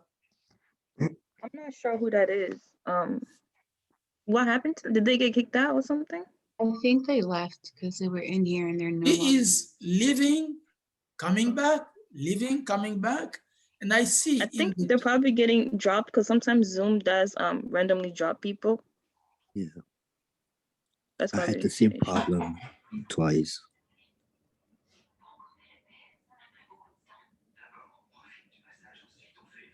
I see someone writing here. Okay, I want. It was just me letting the people that came in later know that we have addressed certain questions. Yeah. This Okay. meeting is being recorded and we will be sharing it with everyone else just in an attempt to keep the ball rolling. Okay. And not have people stay too long. Okay, so Majunga Narira. Can you get in?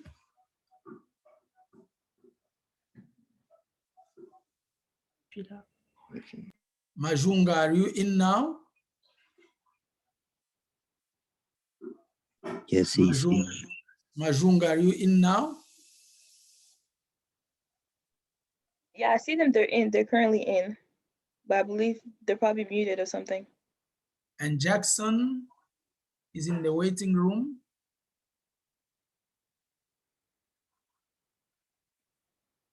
Jackson, are you in now? Yeah, he's in right now. He's in now? Yeah. Okay, so let's continue. So what is known is this about the involvement of Banyarwanda who were living in South Kivu in Congo political business is this. Rebels, Lumumbist rebels started looting their livestock. Do you understand? Because of that, they clashed, both groups clashed. And then the Banyarwanda went to seek help from the government army. The government army was the army led by Mobutu, because that was the troops coming from Kinshasa. Are we together? Yes. The Banyarwanda sought help from government troops to protect their livestock because they had issues with Babembe rebels group who were fighting the government in the name of Lumumbist revolution. That's the starting point of their conflict. So they helped Mobutu to shut down the Babembe rebels and the Kabila, because Kabila was the leader of the movement in 1964. That's how Banyarwanda became part of the troops led by Mobutu. Then it came a time where Mobutu wanted to acknowledge them as Congolese. That's how in 1971, when Mobutu had as chief of staff Bisengimana Rwema, Barthélemy Bisengimana Rwema, who was from Rwanda.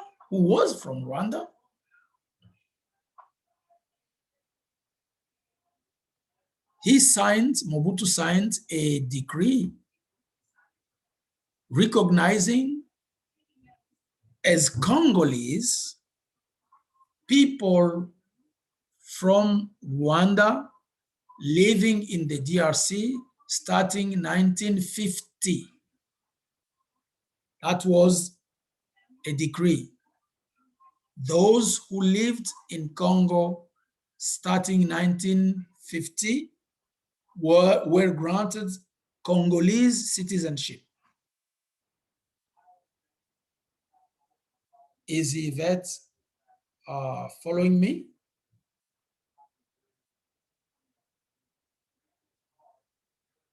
Yvette?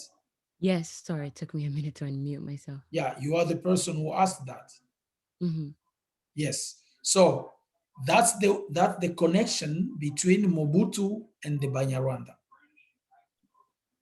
And he finally granted them the Congolese citizenship, and then started the problem in 1972.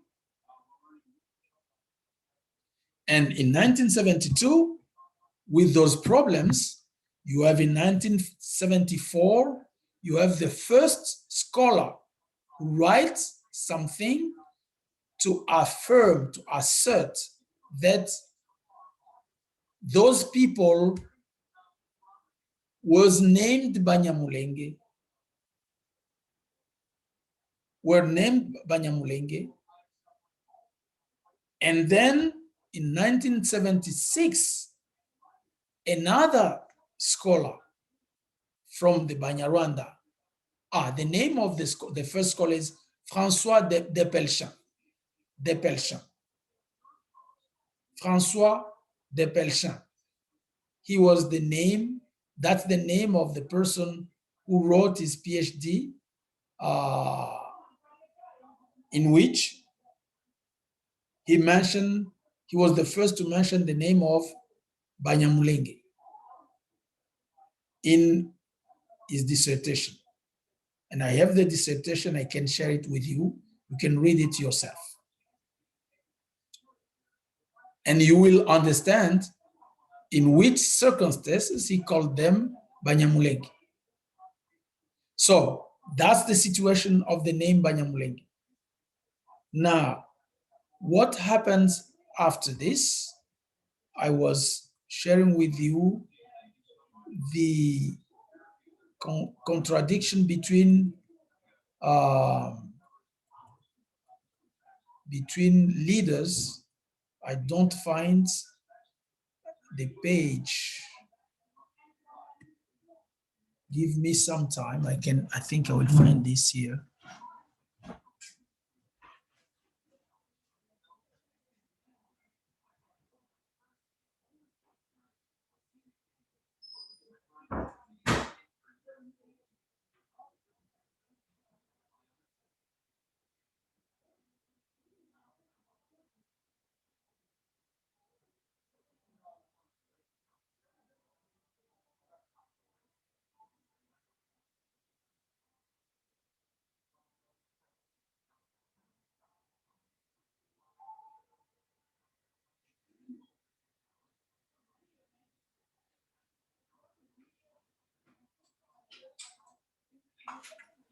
Please bear with us as the professor gets his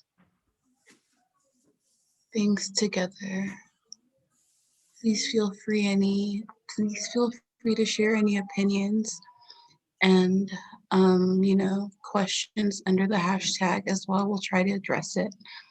I do feel like this may go over the time limit that we set apart for it. If the need comes about, we might just reschedule a second part to this meeting.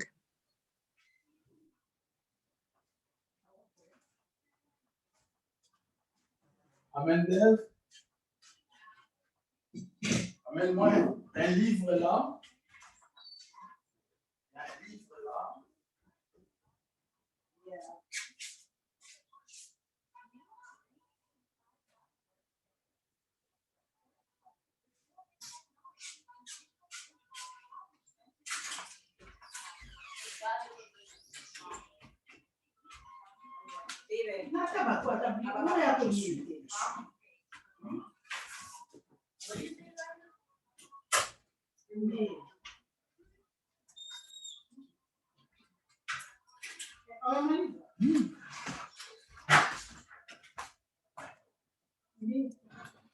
Okay, I think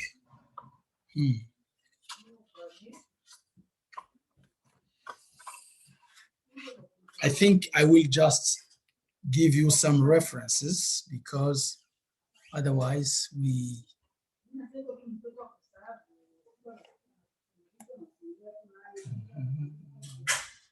Ukundwa. Where is Ukundwa?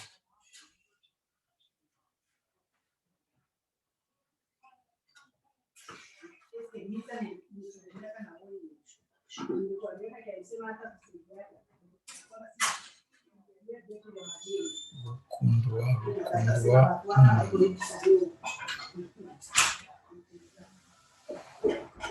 No. Need to find this.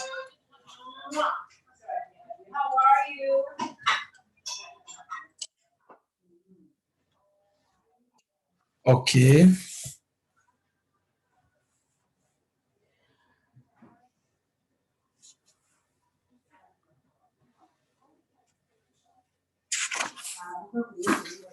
No, I don't.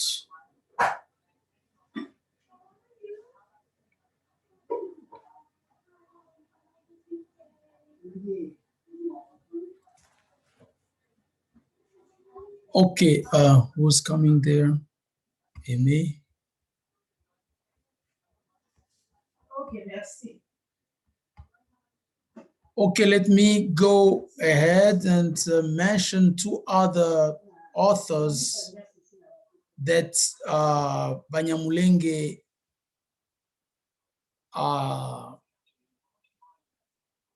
referred to so much. One is Jean Yerno. Jean Yerno, who wrote a book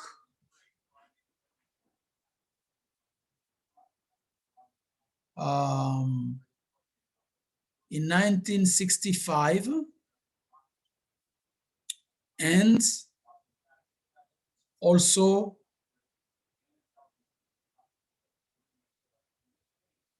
George Weiss.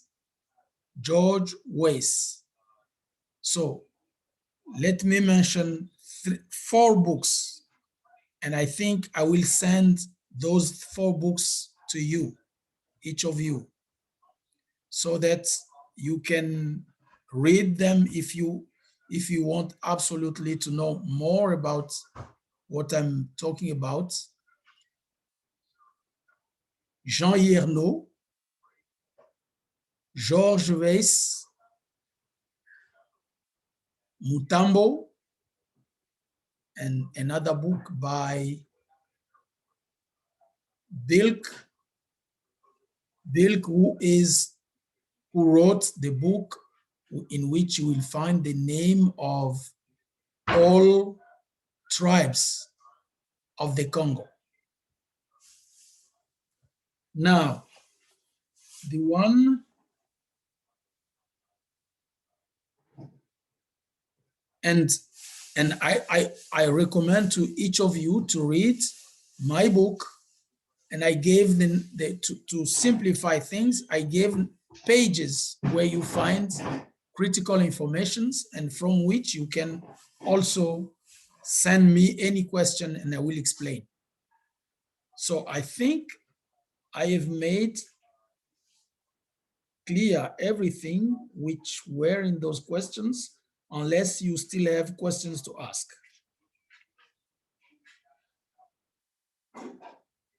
Are they seeking a territory? Yes, I said yes, they are seeking territories. And if you have details, if you want details, you can read my book, Ethno-Nationalism and Conflict Resolution. And one of the proof of this is the last, you all remember the situation of Minembwe. You know what are all the things that were done about Minembwe and all the uproar that was provoked by that decree by the Prime Minister, and the issue is still there. We still have that problem in Congo. So you have to ask, if you don't have to ask too much if they are seeking territory. They are seeking a territory.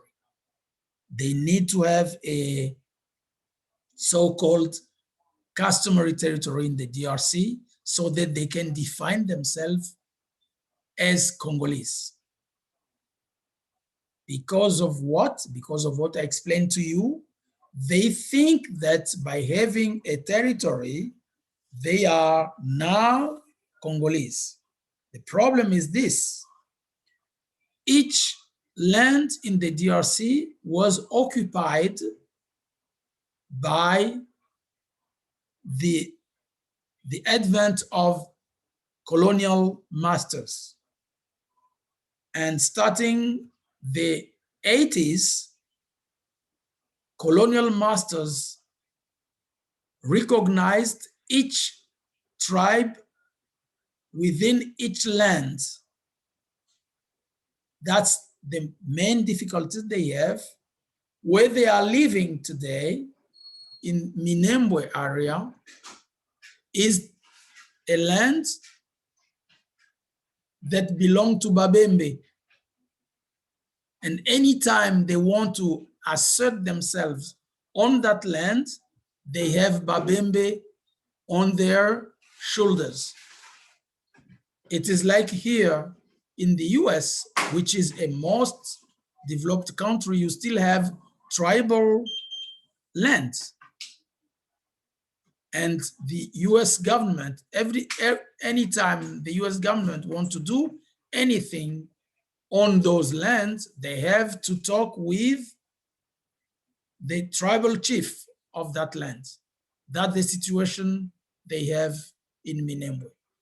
And another thing I want to show you is this. War in South Kivu. Minembwe is about 115 kilometers from the border with Rwanda. And I told you earlier that Mulenge is only 15 kilometers from the border between Rwanda and the DRC. But war is waging in Minembwe. Minembwe is in the Fizi County, Fizi territory. Two different, and I told you that Mulenge is in Uvira territory. So why people who are waging war to have Minembwe as their customary lands, they claim to be Banyamulenge and not Banyaminembwe? That's the question. Could they clarify this to other Congolese? Why they are waging war to get Minembwe as their customary territory instead of waging war in Mulenge? That's the question.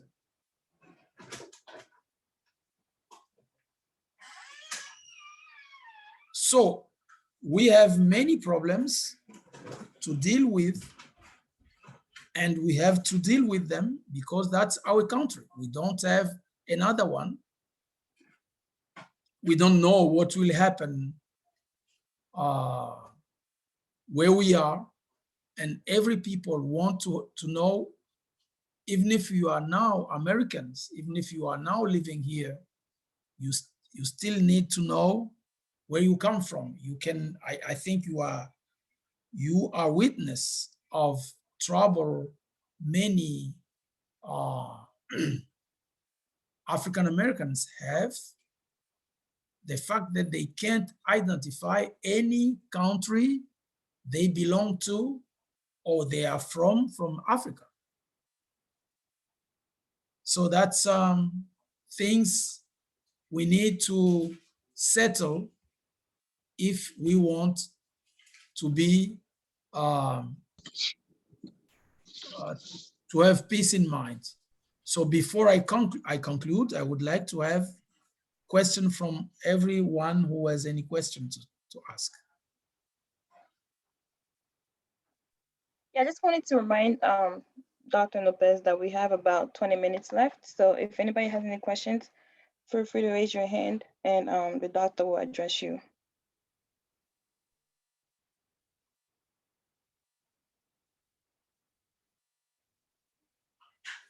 Yeah, Seko. Oh, that's good. I love that. Go ahead, Seko. I have a question. Yes. You said that you just said that we should deal with them. How exactly do we deal with them? If maybe you give us like a motive, or you give us some ideas that you have on how we should deal with them. Yeah, the first thing is what you are doing now, and I really encourage you to keep searching the information at the right one, not the one you find easily in in networks, because you have too many fake news in networks. I don't say that all are fake news, but most of them are fake news. And as I said, I will provide you with information. I think Larissa, I will send you the materials you can share with those who I see 21 people, so you can share with them, because it's they are materials in I can send them through email. So first thing is keep seeking the right information from the right people. And this kind of conversation, this kind of exchange, I would be pleased to meet again with you if you want, to share and to see what else I can do. The other thing is this: the government in the DRC, and that's, I don't think that you have enough things you can do apart from pressuring your government in the US. It means with the right information, you need to contact your lawmakers. You know your senator, you know your congresswoman or congressman. You need to make him or her aware about what are your concerns about the situation in the DRC. You are living in the country which is leading the whole world. If Rwanda is leading the region today, if Kagame is leading the region today, it is because of all the efforts they have invested in their people living here in the US, in Canada, in UK,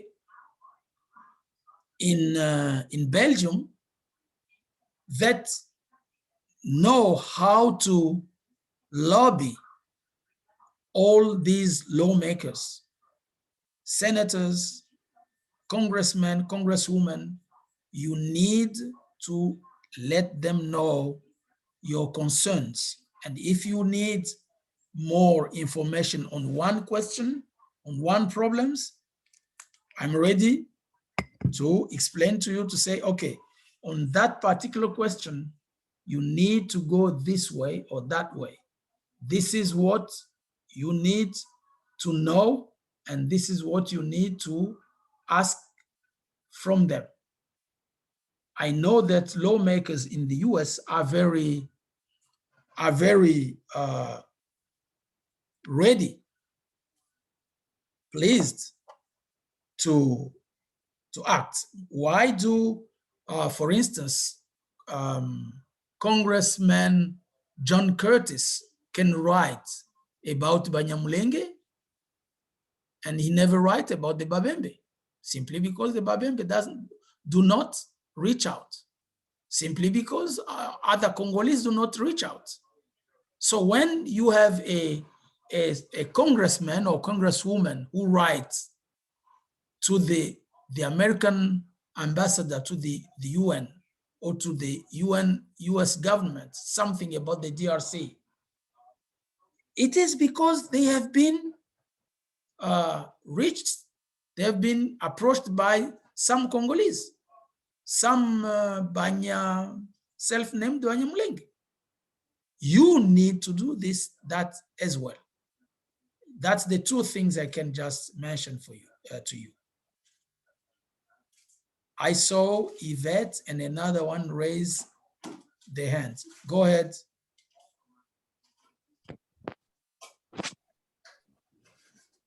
Thank you. Sorry, I'm just taking notes and I wanted to conclude a couple. So you mentioned the first group of Banyamulenge, or known at the time Banyarwanda, arrived in the 1800s, and that was No. No, you I said didn't say that. 1885. That was what your slides said. No, that's you. No. I That's how those who define them according to the self-definition recycled their thesis. I said Western scholars. Oh, and so that was I showed you about 5 of them: Regents, Les Marchands, Prunier, and so on. So what's the truth? When did they actually arrive in Congo? You can't say when did they actually arrive, because they are not one group. So they're They are not one group.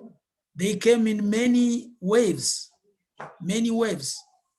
Now the problem is to say, who are those who are claiming to be native of Congo?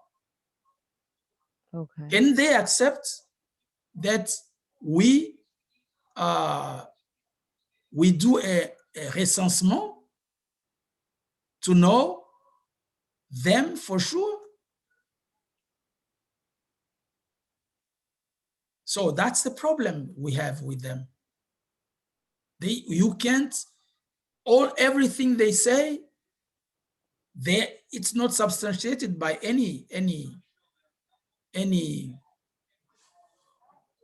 proof. They mention, for instance, I told you Georges Weiss, and Jean Yernaud. But I will send to you those books. You will find that nothing about what they say is conclusive. Nothing. Okay. Thanks for making the difference. I had clearly noted For it. instance, when I take Georges Weiss, let me read to you a place. There was other people who wanted to ask. Can they ask? I see 3 other people. I think we can go to Charlene was next. I can't see and them. Chibola. Chibola? Okay. No, we can go to Charlene and then Chibola. Okay. Go ahead. So when you're talking about like advocacy and stuff, and like lobbying the governments, do you want us to like lobby against Banyamulenge people or Rwandan and outside influence into the region? Like, what exactly do you want us to lobby? Both. Let me say this. Don't lobby against someone. Lobby for yourself. Okay? Yeah, I understand, but when we go there, do we say that the issue in our country is Banyamulenge people or outside influence such as Rwanda's government, Burundian government, the American government, because you have so many countries that have influence in the region. So if we go there with our talking points, what would you say they are? Is it to say that the problem in Congo is the Banyamulenge people, or the problem in Congo is outside influence? No, the problem in, you need to take each problem in its context. You need to explain to lawmakers here and decision makers here the truth about each problem that is raised by the so-called Banyamulenge. The name so-called is not good because it's a bit, but self-named, I prefer to use the self-named Banyamulenge because they are the only one who gave themselves that name. It's not the government who gave them that name. It's not their origin that gave them that name. As I explained to you, each tribe has a name from its common ancestor. It's not a name that a group of people can give itself or change. You can change your name. I am Murega, I can change my name of Murega, my tribe. Do you understand me? Yeah, doctor, actually, I just remembered something that I read online. And you know, we have these online engagements with these people all the time. And something I've heard them say a lot, these Mulenge people, is that apparently the name Banyamulenge was put in place so that they differentiate the Tutsi, like Rwandese immigrants that came in the 1960s. So it was to differentiate the different waves because at some point in history, that's when Rwandese influence became really strong. So is there truth to that or it's just propaganda? It's propaganda, I've already told you. First of all, you need to know if you are Muluba, you can't change the name of your tribe. The name Baluba is always there. So you can change it. Banyarwanda? You can change it. If you are Munyarwanda, okay. Let's say Munyarwanda is, Banyarwanda is a nationality and in Congo, an ethnic group as recognized by the government. The government has never recognized a name of a tribe named Banyamulenge. It's not written anywhere. But when you talked about Gisaro, what was that about? Didn't Frederick Gisaro? Gisaro is a Munyarwanda. He was a Munyarwanda who was named deputy.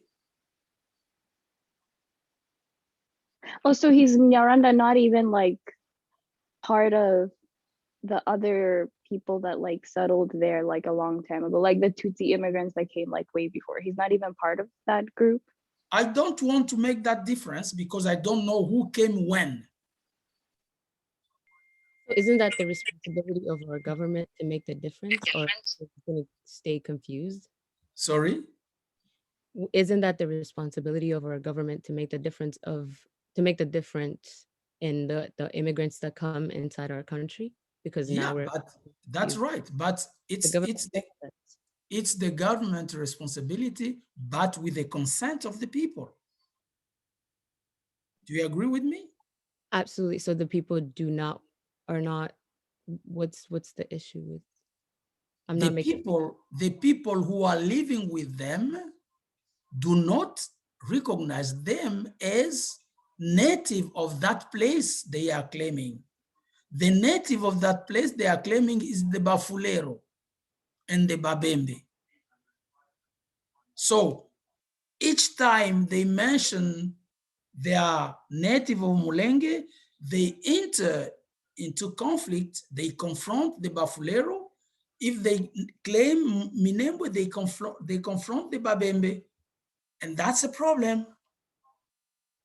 So what to do?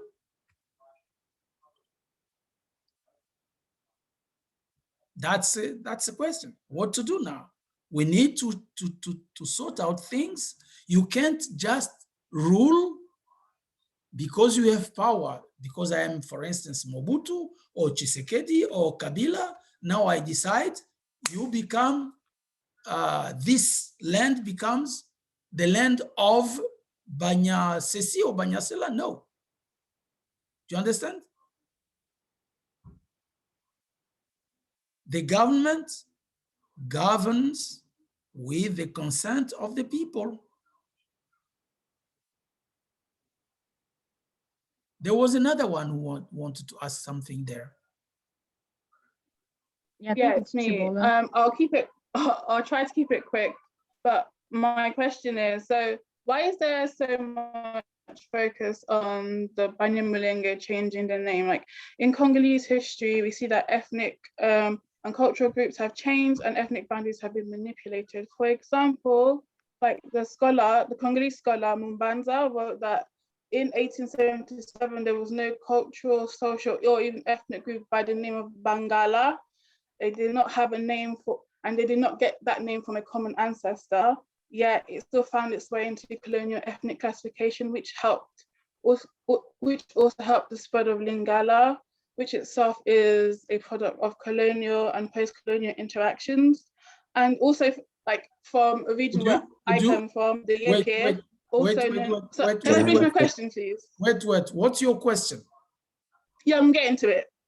I'm getting to the question. So also, like, for example, the Yeke, from where I'm from, they've also changed their name, and they originally came from Tanzania and have been involved in conflict in Katanga. Yet rarely do they get the attention of Congolese outside of the region.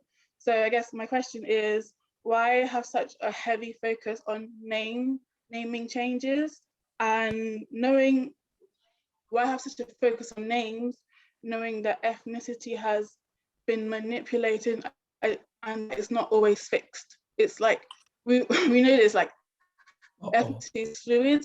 Like, even if we are like defining Congolese identity based on ethnic lines, we must also acknowledge that ethnicity was defined 100, 200, 100 years ago, it was not the same.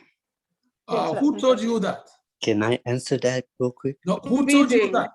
Who told you that? I told, what told me what?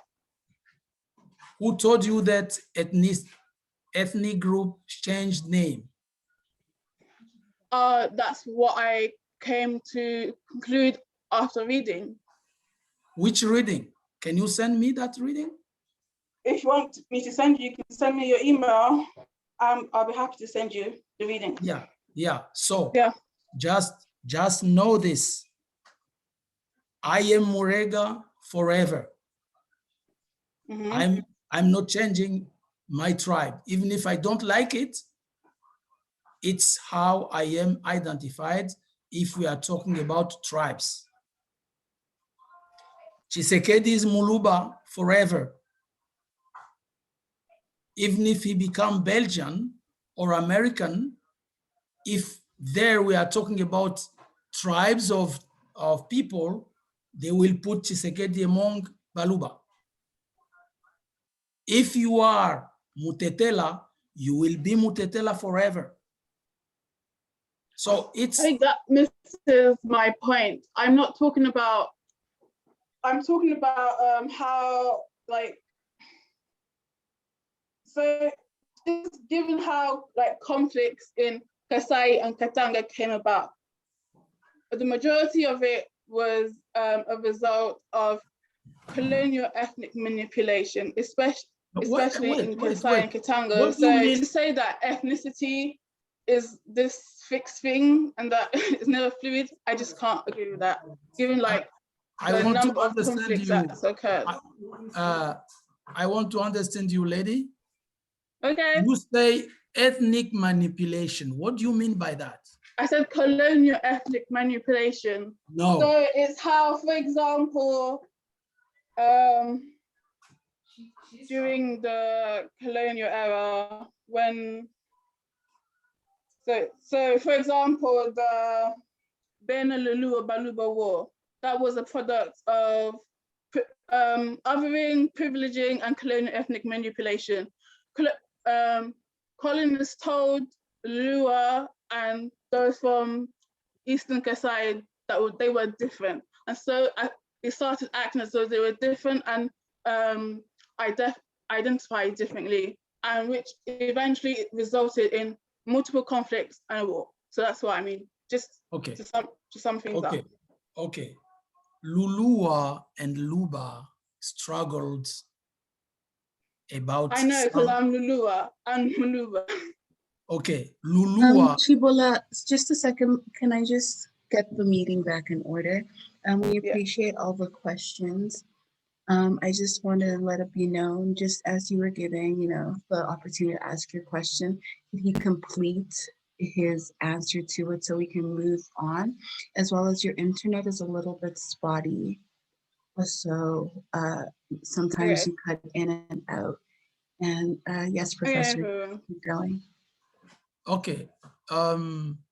So if could you have 30 minutes to those who want to ask any question? Yeah, we can go ahead. Yeah. Yes, 1 more hour.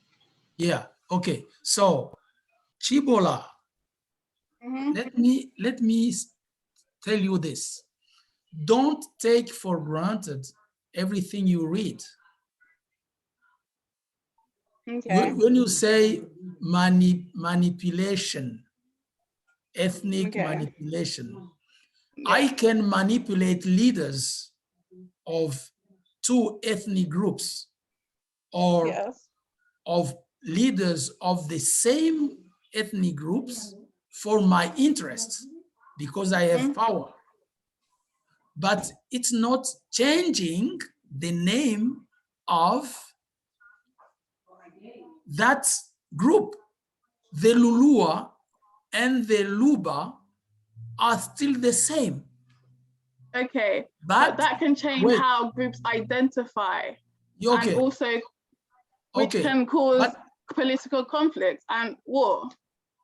Okay, so they fought on one issue or some issues, but they still know who they are and whom they are from, who is their common ancestor. The problem here is common ancestor, what we call in sociology, primordialism and instrumentalism. That's how we call it. Here in the West, they create their ethnic group because, for instance, here in the US, they say ethnic group white, ethnic group Black American, ethnic group Latino. That's not the ethnic group in our country. And I'm not using that as a comparison. Yeah, so that's, don't compare things. Don't compare them because, okay, so that's not the same reality. Ethnic groups or tribe in Congo descend from one common ancestor. And if you are not from that common ancestor, you won't be part of that ethnic group. You may be part of that ethnic group as a woman who got married, but you don't change your ethnic group. You remain from your original ethnic group, but children you will have, if that ethnic group is patrilinear, will become part of the men's ethnic group. And you keep your ethnic group, but you are married within the ethnic group or your husband. So don't mix things there. I don't know what you are calling ethnic manipulation. I think I was very clear and I gave examples, and the examples you're giving me aren't what I said, but okay, fine. It's different from the Banyamulenge, because Banyamulenge, if you followed everything I showed you, definition they themselves gives, they say there are people from Burundi, people from Tanzania, people from Rwanda, and people. So they say that make up the ethnic group named Banyamulenge. That's not the way ethnic group are created or formed in DRC. All ethnic group were named at some time from. So that's not that approach is not the one that is in the DRC. Yeah, I'm gonna have to disagree with you again, because, for example, so when the Arab or Swahilis penetrated Congo and began slave trading in the region, a lot of people were displaced, which meant there was new migrations happening all the time. So in Kasai, which I'm using an example, in Kasai, a lot of people who are non-Baluba became integrated into Baluba, losing their former ethnic identities. So, and they came from different parts, also sometimes from outside of Congo, and integrate. And don't worry, I can send you Baluba scholars who have written about this in French as well. And they integrated with other with Baluba people, and they were previously non-Baluba ethnic groups. So I don't agree that that has never happened. I just think that because we tend to focus so much on the Banyamulenge, we forget to look at other ethnic groups' histories. But Chibola, this is uncomparable. Sejan, let me just get meeting back order. Dr. Naupess. Those wait. Those people who got integrated in the Baluba area became Baluba, and they acknowledge themselves to be Baluba. Yeah. Do they claim another connection to their original tribe? Well, that question. I don't think that question is relevant because they don't know where they came from. They don't know their migration history, which is not the same for the Banyamulenge. They know their migration history, well, roughly, because they can't say exactly. They roughly know their migration history. But those groups who integrated into River Kasai groups, they don't know. So they can't claim any something they don't know. Thank you. So if they claim, they have to go back where that's the problem with the self-named Banyamulenge. If they want to be Congolese, they remain Congolese, not mingling between going Rwanda, coming back to Congo, and so on and so on. Even here in the US, I don't think that will help. Okay, another one. Moi, j'ai une question. Oui. Before we keep going, vas-y. I just want to address specific. Just a second. Non, je suis en train de parler. Je veux juste dire quelque chose. This is a professional setting, and I please hope that we all conduct ourselves with decorum. When you ask a question, wait for the person to complete answering what you asked them. And I think that if we're coming in here, we need to understand the premise and the differences between the different groups and different regions. Just like one person can acknowledge that there was integration in one region, the history of a certain area of Congo has a different story. And politically, we've seen how it's impacted, and the war that hasn't just started between the borders, but with surrounding countries. And that's where the problem lies. So if we all understand each other, we can conduct this meeting properly. And I would like for people to speak and let the other person answer before they keep going back and forth. And this is why it is important to join a meeting from the beginning and events from the beginning, so it doesn't derail it. Because as we stand right now, we have kind of lost track of the agenda, and we're going back to things that were addressed in the beginning. And on that note, Mo, feel free to ask your question. Thank you. Mofuri, c'est ça? Oui, bonjour, bonjour, docteur Kibiswa. Merci de votre temps. Oui, mon nom, c'est Moïse, en fait. Moi-même, je suis Mubembe. Et ma question, c'était par rapport au Banyamulenge encore. Est-ce que vous avez parlé, parce que je suis venu un peu en retard, est-ce que vous avez expliqué comment les Banyamulenge ont souvent été la raison de Kagame pour venir amener avec ses troupes au Congo? Non, ce n'était pas mon sujet. Hein. J'ai voulu juste identifier qui ils sont. Et peut-être ça peut être un autre sujet. Donc, d'abord, la question était juste d'identifier qui ils sont. Et j'ai clairement dit, il y a des définitions de ce qu'ils sont par des auteurs occidentaux qui ont comme leitmotiv essayer de montrer qu'ils ont été là avant 1885. Donc, ils les définissent comme eux-mêmes se définissent, et c'est à partir de leur définition que beaucoup d'entre des Congolais aussi reçoivent l'information. Et je leur ai dit, il faut faire attention d'aller dans ce sens-là.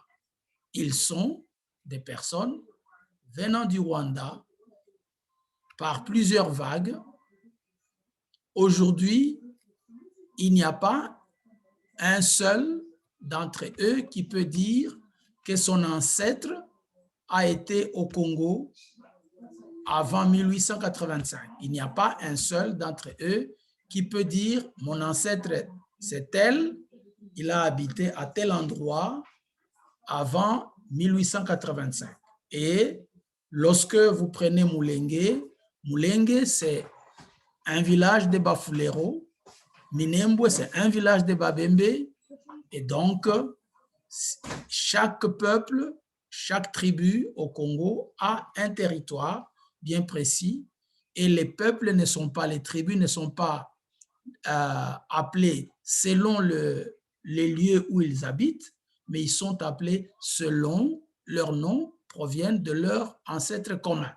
Donc, c'est ça la différence entre eux et les autres peuples d'où ils veulent se réclamer. Donc, je voudrais tout simplement dire que c'était ça l'essentiel et que la colline Mulenge, c'est pour les Bafulero.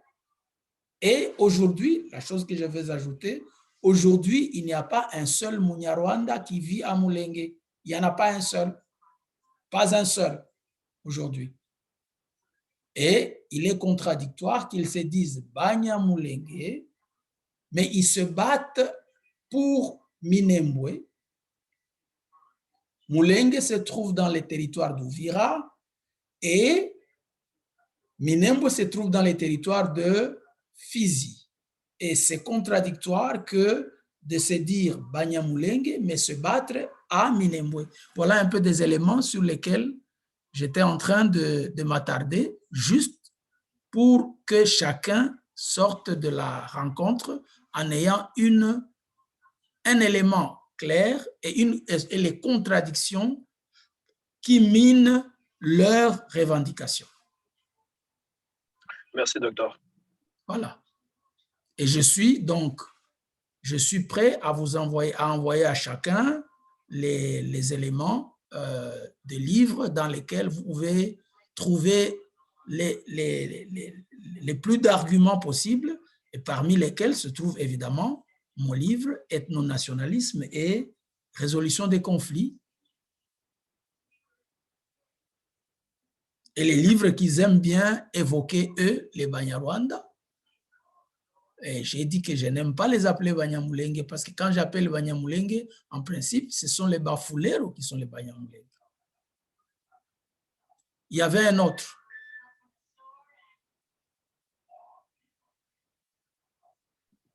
Question terminée. But I don't want to take over other people. If somebody else has a question. Anybody else has a question? If not, then Yvette can go ahead. Okay, I will. Just quick note. You said before there was no issues with Banyamulenge at all until the Mobutu time, when they asked the help from Mobutu because Babembe were killing their livestock.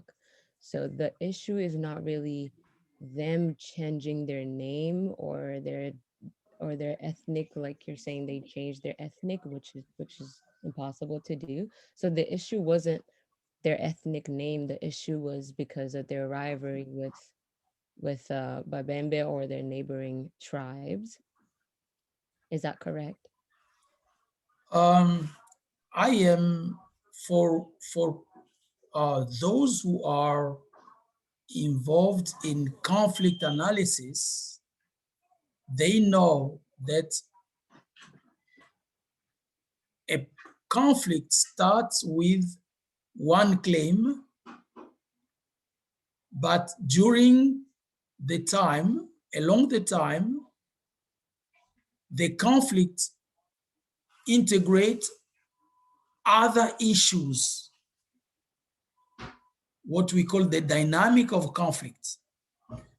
During its life, a conflict may integrate other issues, and all those issues have to be addressed correctly to get the conflict resolved. Otherwise, the dynamic of conflict will keep going on. So if at the beginning there was an issue about livestock, and then they went to seek forces from government troops, other issues came into play. And if you look at the situation now, the last issue is, as you know it, last year, just a mayor had to be placed on power, and it mobilized the whole world. That is not about livestock anymore. It becomes a political one. Very true. Do you understand me? I understand you, but so the issue started with something, maybe those livestock, but then when they start fighting, many other issues came in.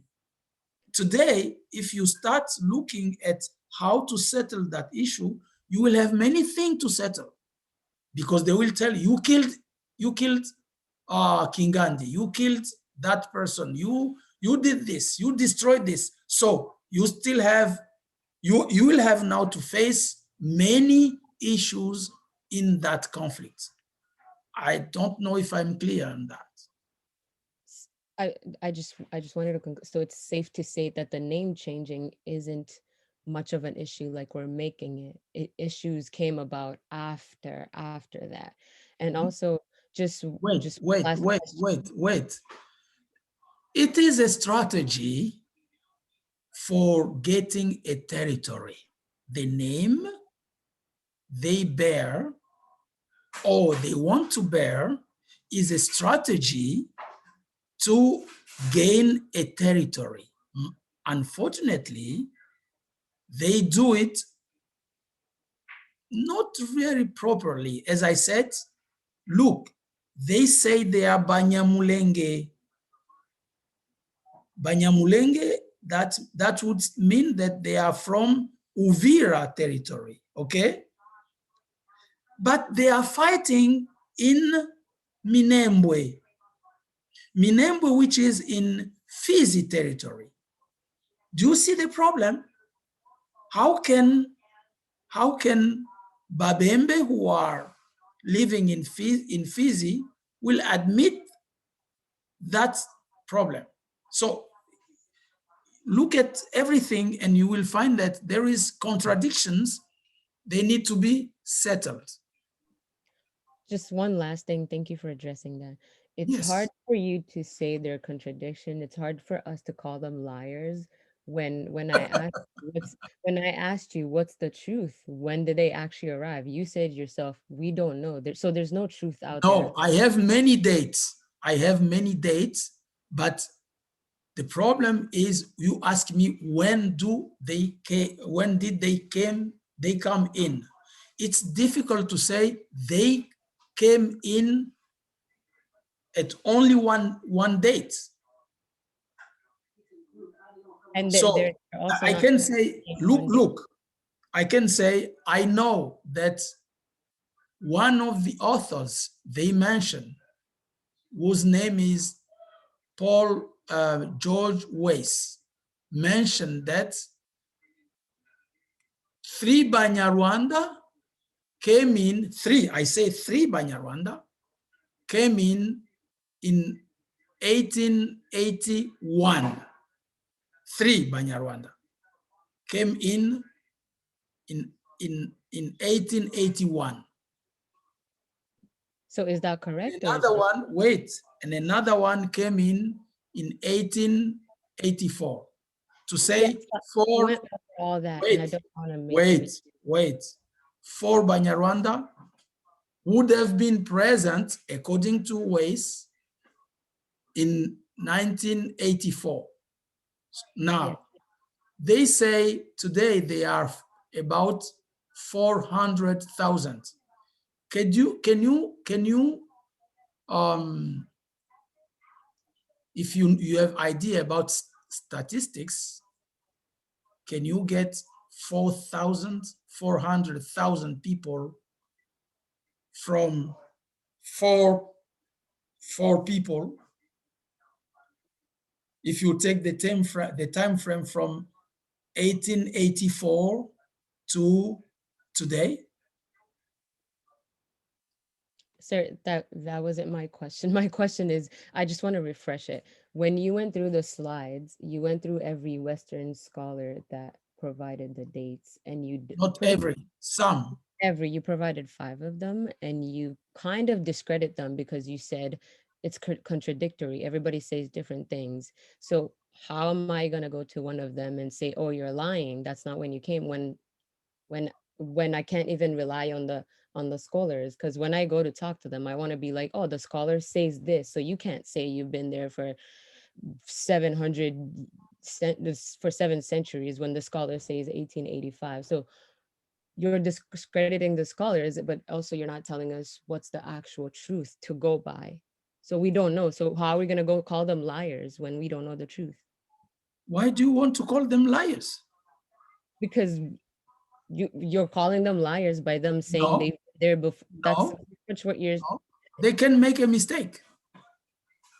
I'm not saying the scholars are liars. I'm saying us or you calling Banyamulenge liars that they haven't been there for a certain amount of time when we don't have the credible source that tells us exactly when they arrived. Yes, so those self-named Banyamulenge need to look twice on what they are relying on.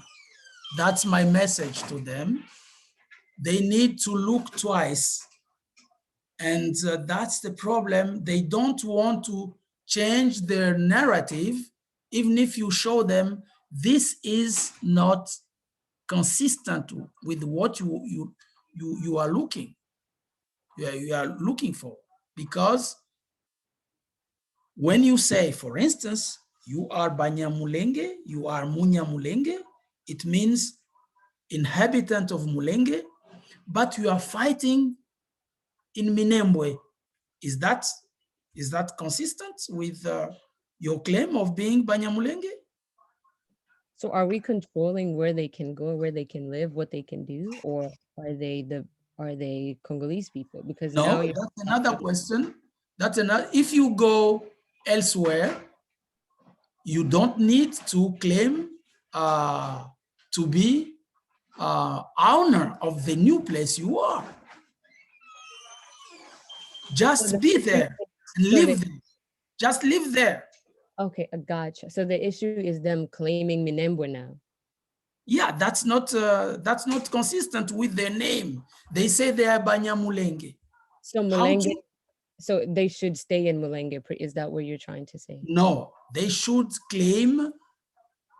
They should have claimed the territory of Mulenge, where they say they have Banyamulenge, not Minembwe. Am I clear?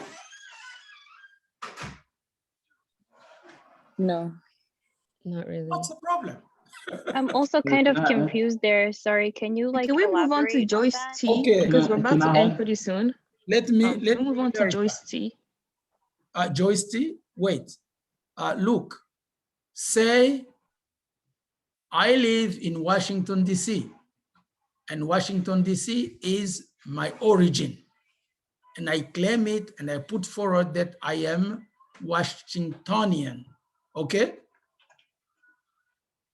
But I moved from Washington, D.C., I went to, let's say, Atlanta.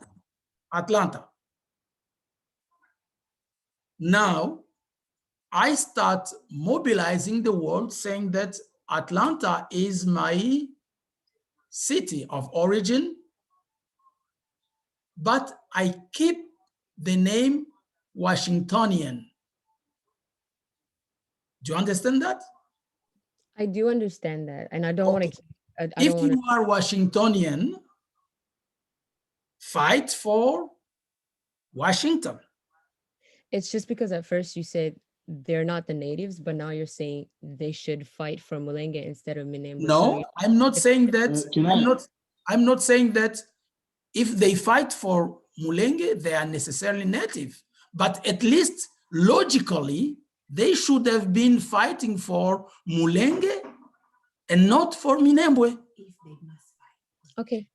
That answers Okay, so can we go to Joyce T and then Charlene, Yes. Nikki, and Gabriel? Can you guys just email us your question so we can Yes. have the professor answer afterwards, because we're coming to an end and we don't want to hold people longer than we mentioned prior. So Joyce T is next. She will be the last person to ask a question. Charlene and Gabriel, you can just email us your questions and we'll have the professor answer you directly, or we can have a part 2 of this.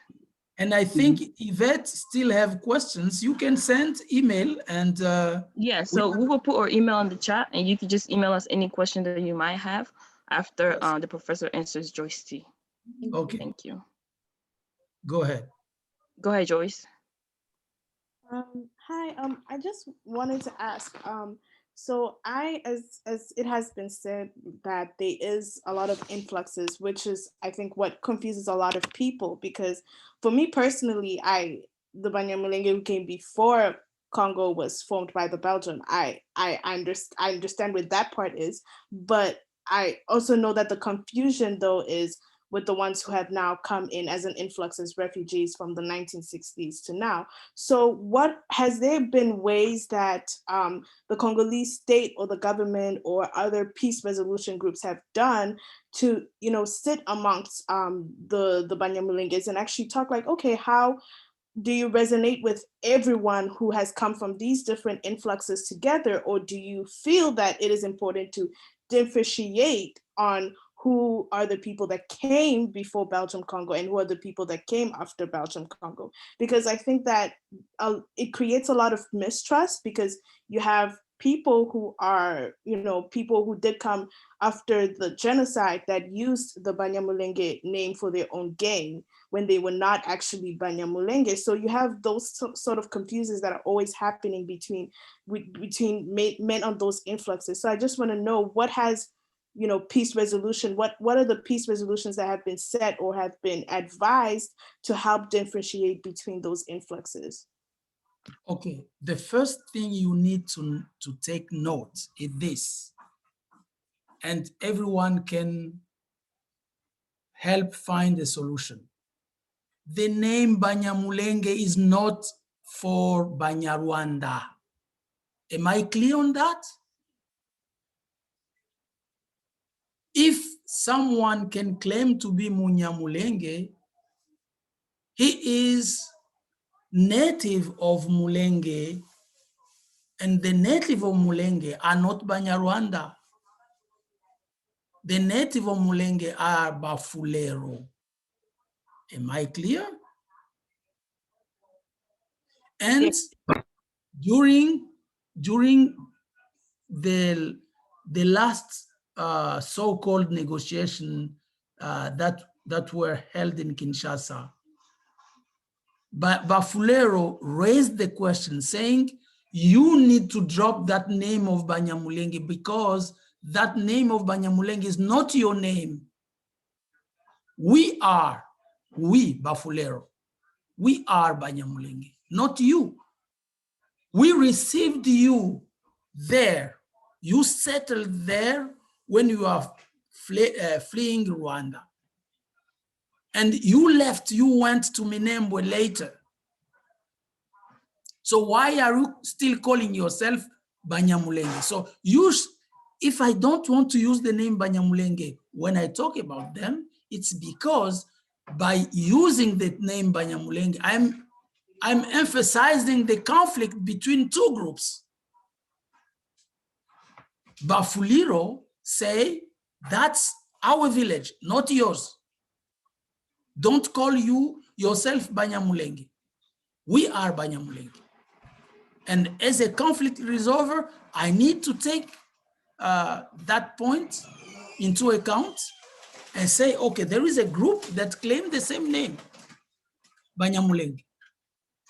Am I clear on that? I understand. Second, now, those Banyarwanda who came, if they are, those who came before the Congo was carved out as a state by Leopold II, how many were there? Who can say among those who are claiming the Congolese citizenship of origin, because that's the issue. They want to be Congolese of origin. They don't want to be Congolese by adoption. You are in the US, you will be American, or you are American by adoption. By adoption, not by origin. You may not be, maybe you may not be president of the US. You may be everything, but you may not be president of the US. You understand that? So the problem is power. They want to be acknowledged, recognized as original Congolese, and they stick on that. And when I say they, it's not all Munyarwanda who has that as problem. It is only extremist leaders. Not all Banyarwanda have the same claim. If I send you an audio I have from another Munyarwanda who calls himself Munyamulenge, he says, why do these people are still doing this? We need to live with with Congolese. in peace. We have everything. He mentions Rubero was minister. Nyarugabo is a deputy. And the one who died, who was leading the Ofida, he mentioned everything. He says, we have everything in Congo. Why do we need necessarily to be what these extremists want? We don't need that. So we need to make differences. There are people who are claiming what I can call the unclaimable, and they embark everybody in that claims, and that make people die for nothing. So we need to. I would like to have this talk with them. Say, if they can hear, this is wrong. This is wrong. If you are Congolese, the first Congolese among them officially would be those who were Congolese from 1972. But nobody made any census to know who are those people who deserve that nationality. And when the state want to go and count them, they destroy the polls. That's a problem. But I don't know. So, You sir, understand? if there were settlers of Mulenge before Congo was even No, cut, no, just hear that's me not out. the case. Like, I'm going off of the scholars you gave because there's no truth yet. Like you said, there's various. Let's say the settlers that arrived before in the 1800s. So those that arrived before Congo was actually given the name, and they were settlers of Mulenge, but they're not actually Bafrero or Bashi, the tribes you gave. What do they call themselves now? Do they convert and be Bafrero or Bashi? Because they weren't. They're settlers of Mulenge before. Yvette, Yeah. If I come to the US as a citizen, as a person, an individual, and what should I claim for a group that now I have a land here in the US? Tell me. Sorry, I came as an individual. Mm-hmm. I start claiming a land for 400,000 people. Is that? See, that is not my question. Like, I asked you the land. But here, wait. Your question is related to that reality. If you are advocating for the 3 or 4 people, if any, that Weiss mentioned in his book,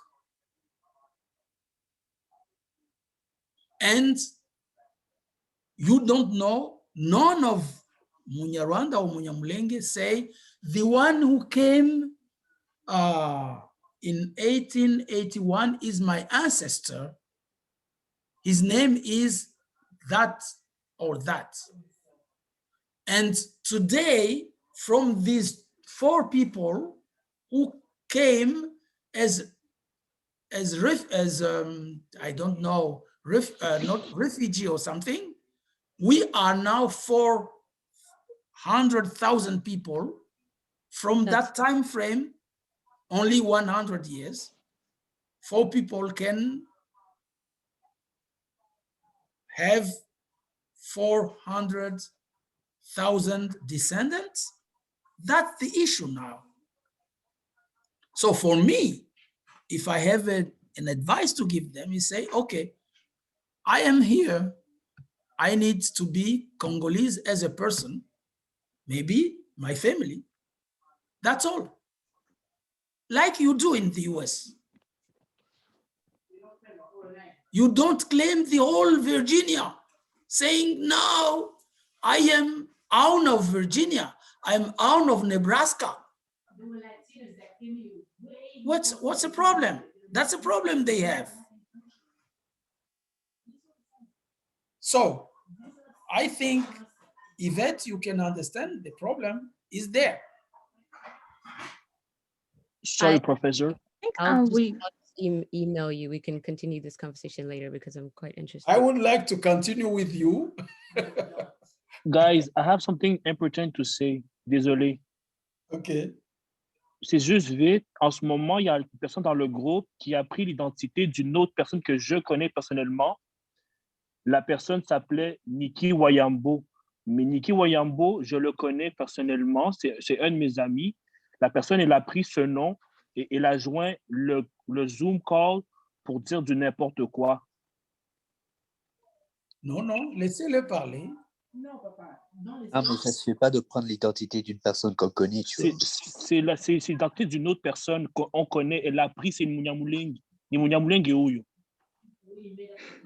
I think we're coming to an end anyways. So they were here for the whole time. So I hope they learned something while they were here. Larissa, oui? Moi, je ne veux pas que quelqu'un dise qu'on ne lui a pas permis de parler. Mais seulement,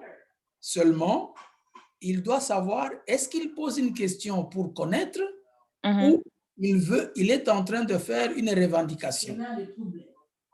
Oui, c'est ça. Donc, si c'est une revendication, je peux comprendre, mais alors on peut parler en aparté, en dehors de... On ne va pas prendre tout le monde en otage. Donc, celui qui parlait, c'était qui? Montfleury. Celui qui disait qu'il y avait quelqu'un qui a pris l'identité d'une autre. Ah, c'était Montfleury. C'est moi. Oui. Et toi, et lui ou elle, je voudrais que vous pouvez noter mon adresse email. Je veux continuer à discuter avec vous. Il n'y a pas de problème. Je peux vous donner mon numéro de téléphone. On peut continuer à parler. Il n'y a pas de problème. Yeah, I think maybe we can host the part 2 because a lot of people wish that they were here. Mais il faut venir à temps aussi. Comme ça, lorsque on commence, eh bien, la conversation, qu'elle soit chaude ou froide, mais au moins, nous avons tous les mêmes données au même moment. I agree. I wholeheartedly agree. C'est comme ça que, et est-ce que il faut savoir, vous posez une question pour connaître. Alors, si c'est pour connaître, je vous donne un élément et vous regardez, si vous voulez le vérifier après ou comment, il n'y a pas de problème, mais au moins, sachez que nous sommes venus pour apprendre les uns des autres. Mais dans un sujet, il y en a ceux qui connaissent davantage que d'autres. Donc, ça, c'est que moi, j'ai étudié, que j'ai lu, et donc, vous avez le temps, je vais vous envoyer la documentation, vous pouvez aussi lire, et vous allez voir que les auteurs que les leaders Banyamulenge utilisent ne disent pas ce qu'eux disent. Et même, il y a un auteur parmi eux qui a déformé et qui a ajouté des dates en disant que ces dates-là viennent de tel auteur, mais quand vous allez lire cet auteur-là, vous ne trouvez pas la date. Par exemple, je vous donne un exemple. Le livre de Mutambo vous dit que les Banyamulenge ont construit leur premier village à Galié en 1881. Mais quand vous allez lire cet auteur-là, George West, cette date n'existe pas. De la construction du village Galié, que Mutambo appelle le premier village de Banyamulenge dans la région d'Uvira, que c'est Galié en 1881. La date de 1881 n'est pas là. Et l'objectif, c'est toujours de montrer qu'ils étaient au Congo avant 1885. Donc, quand vous avez déjà un tel objectif, vous manipulez l'information pour faire croire aux autres que vous dites la vérité, mais les autres, s'ils vérifient et ils trouvent que vous vous êtes trompé.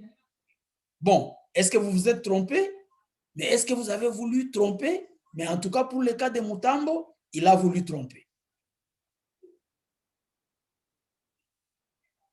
Parce que c'est répété à plusieurs endroits, les pages sont connues. Et là, je pourrais vous donner ces détails-là lorsque on aura le temps de faire les détails. Mais je voulais d'abord vous faire savoir que le nom Banyamulenge, c'est un nom problématique parce que une autre tribu considère que c'est elle qui a le droit de s'appeler Banyamulenge. La tribu s'appelle les Bafulero.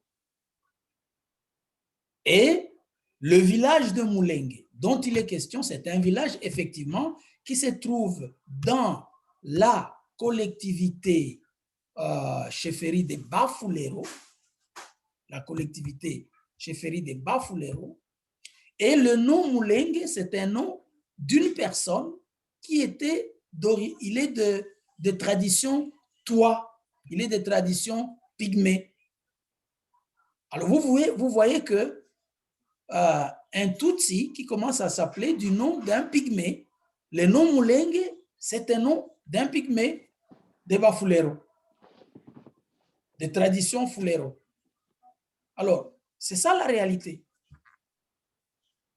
Et les Bafulero ont dit, écoutez, arrêtez de vous appeler comme ça parce que vous êtes en train de tromper tout le monde. Voilà. J'espère qu'Yvette est encore là. Yeah, I think this was very informative. I think Dr. Naupess, you were really great, which I really appreciate. We will definitely contact you for part 2. If you have any other questions, please email it to us, and we will send the questions to the doctor so he can address you and your questions. So, and I'm ready and very pleased to help people from the DRC, be they Banyarwanda or non-Banyarwanda, to know the truth. We never know how reconciliation starts. It can start with you who are living in the diaspora, and that can go back in the Congo. And I gave you one of the approach. Don't stay with your problem yourself. Look for right information and go to see your lawmakers, your government decision makers, and tell them this is wrong, this is true, this is, just know how to say it. Don't be offensive. Don't be harsh. So just make them know. When I read the letter from John Curtis, who is, I think, congressman from Idaho, he wrote to the ambassador of the United States to the UN, claiming things about the Banyamulenge. So, where are other people? The Babembe, where are they? The Bafulero, where are they? So that's the problem you need to. And I think we need to understand each other, not fighting every time. We need to come together, and if there is no hidden agenda, we can understand each other. We can understand each other. And I want to mention another thing, the last one. When people say they have problems with other Congolese because of their identity, because of their ethnic group, that's false.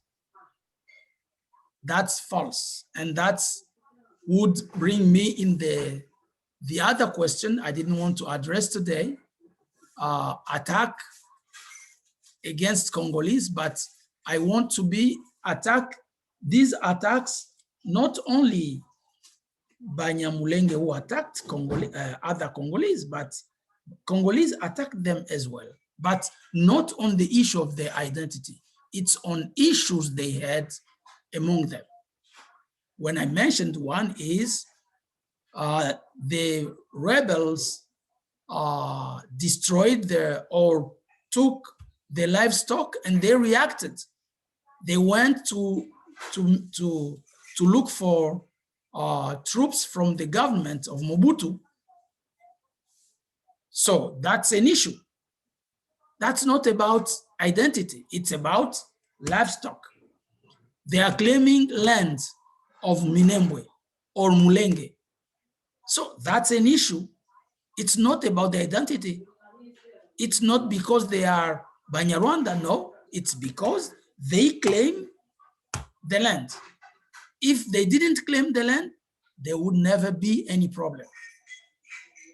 And I can continue.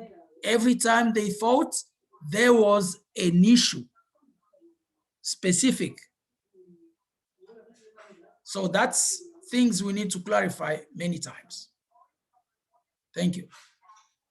Yes, thank you so much. And definitely, we will definitely have a part 2 earlier because I know some people here are in Europe. So I'm sorry that we had to stay this late, but thank you so much for your time, for There your are people questions. who are in Europe? Yeah, we have a few people who are in the UK. Oh, okay. Yeah, so thank you so much for joining. Thank you to Dr. Naupess for your time and all of your information. We really do appreciate it. Thank you to Yvette and the whole Banyamulenge who joined.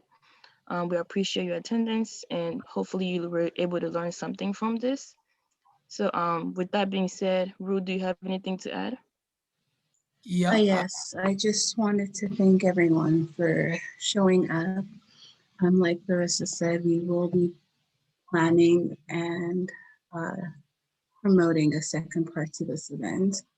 I would appreciate that we all carry ourselves with decorum. This is not to pinpoint anybody else, but I think that it's easy to forget that because you're in a virtual space, we would not act or speak up in a specific manner if we were in a public setting and we were, we saw each other. Please do show up on time when we do present you with the second event that will be coming up, because we will be following a specific agenda so that the conversation is not derailed. Please don't come in with any false identities. Everybody is welcome in the space. So if you are of a different ethnic group and don't feel safe to say that, just state that from the beginning. You will not be called out or kicked out of the room or removed from the room for any reason whatsoever. We do not appreciate disrespectful comments in the comment box. Please remember that everybody here belongs to someone and is a person and needs to be addressed with respect. We are grateful that you guys showed up to this, and I hope that we can go towards resolution and not more conflict, and we listen to learn and not to argue, and it is okay to disagree, but the way in which you do that is important. Thank you all for showing up.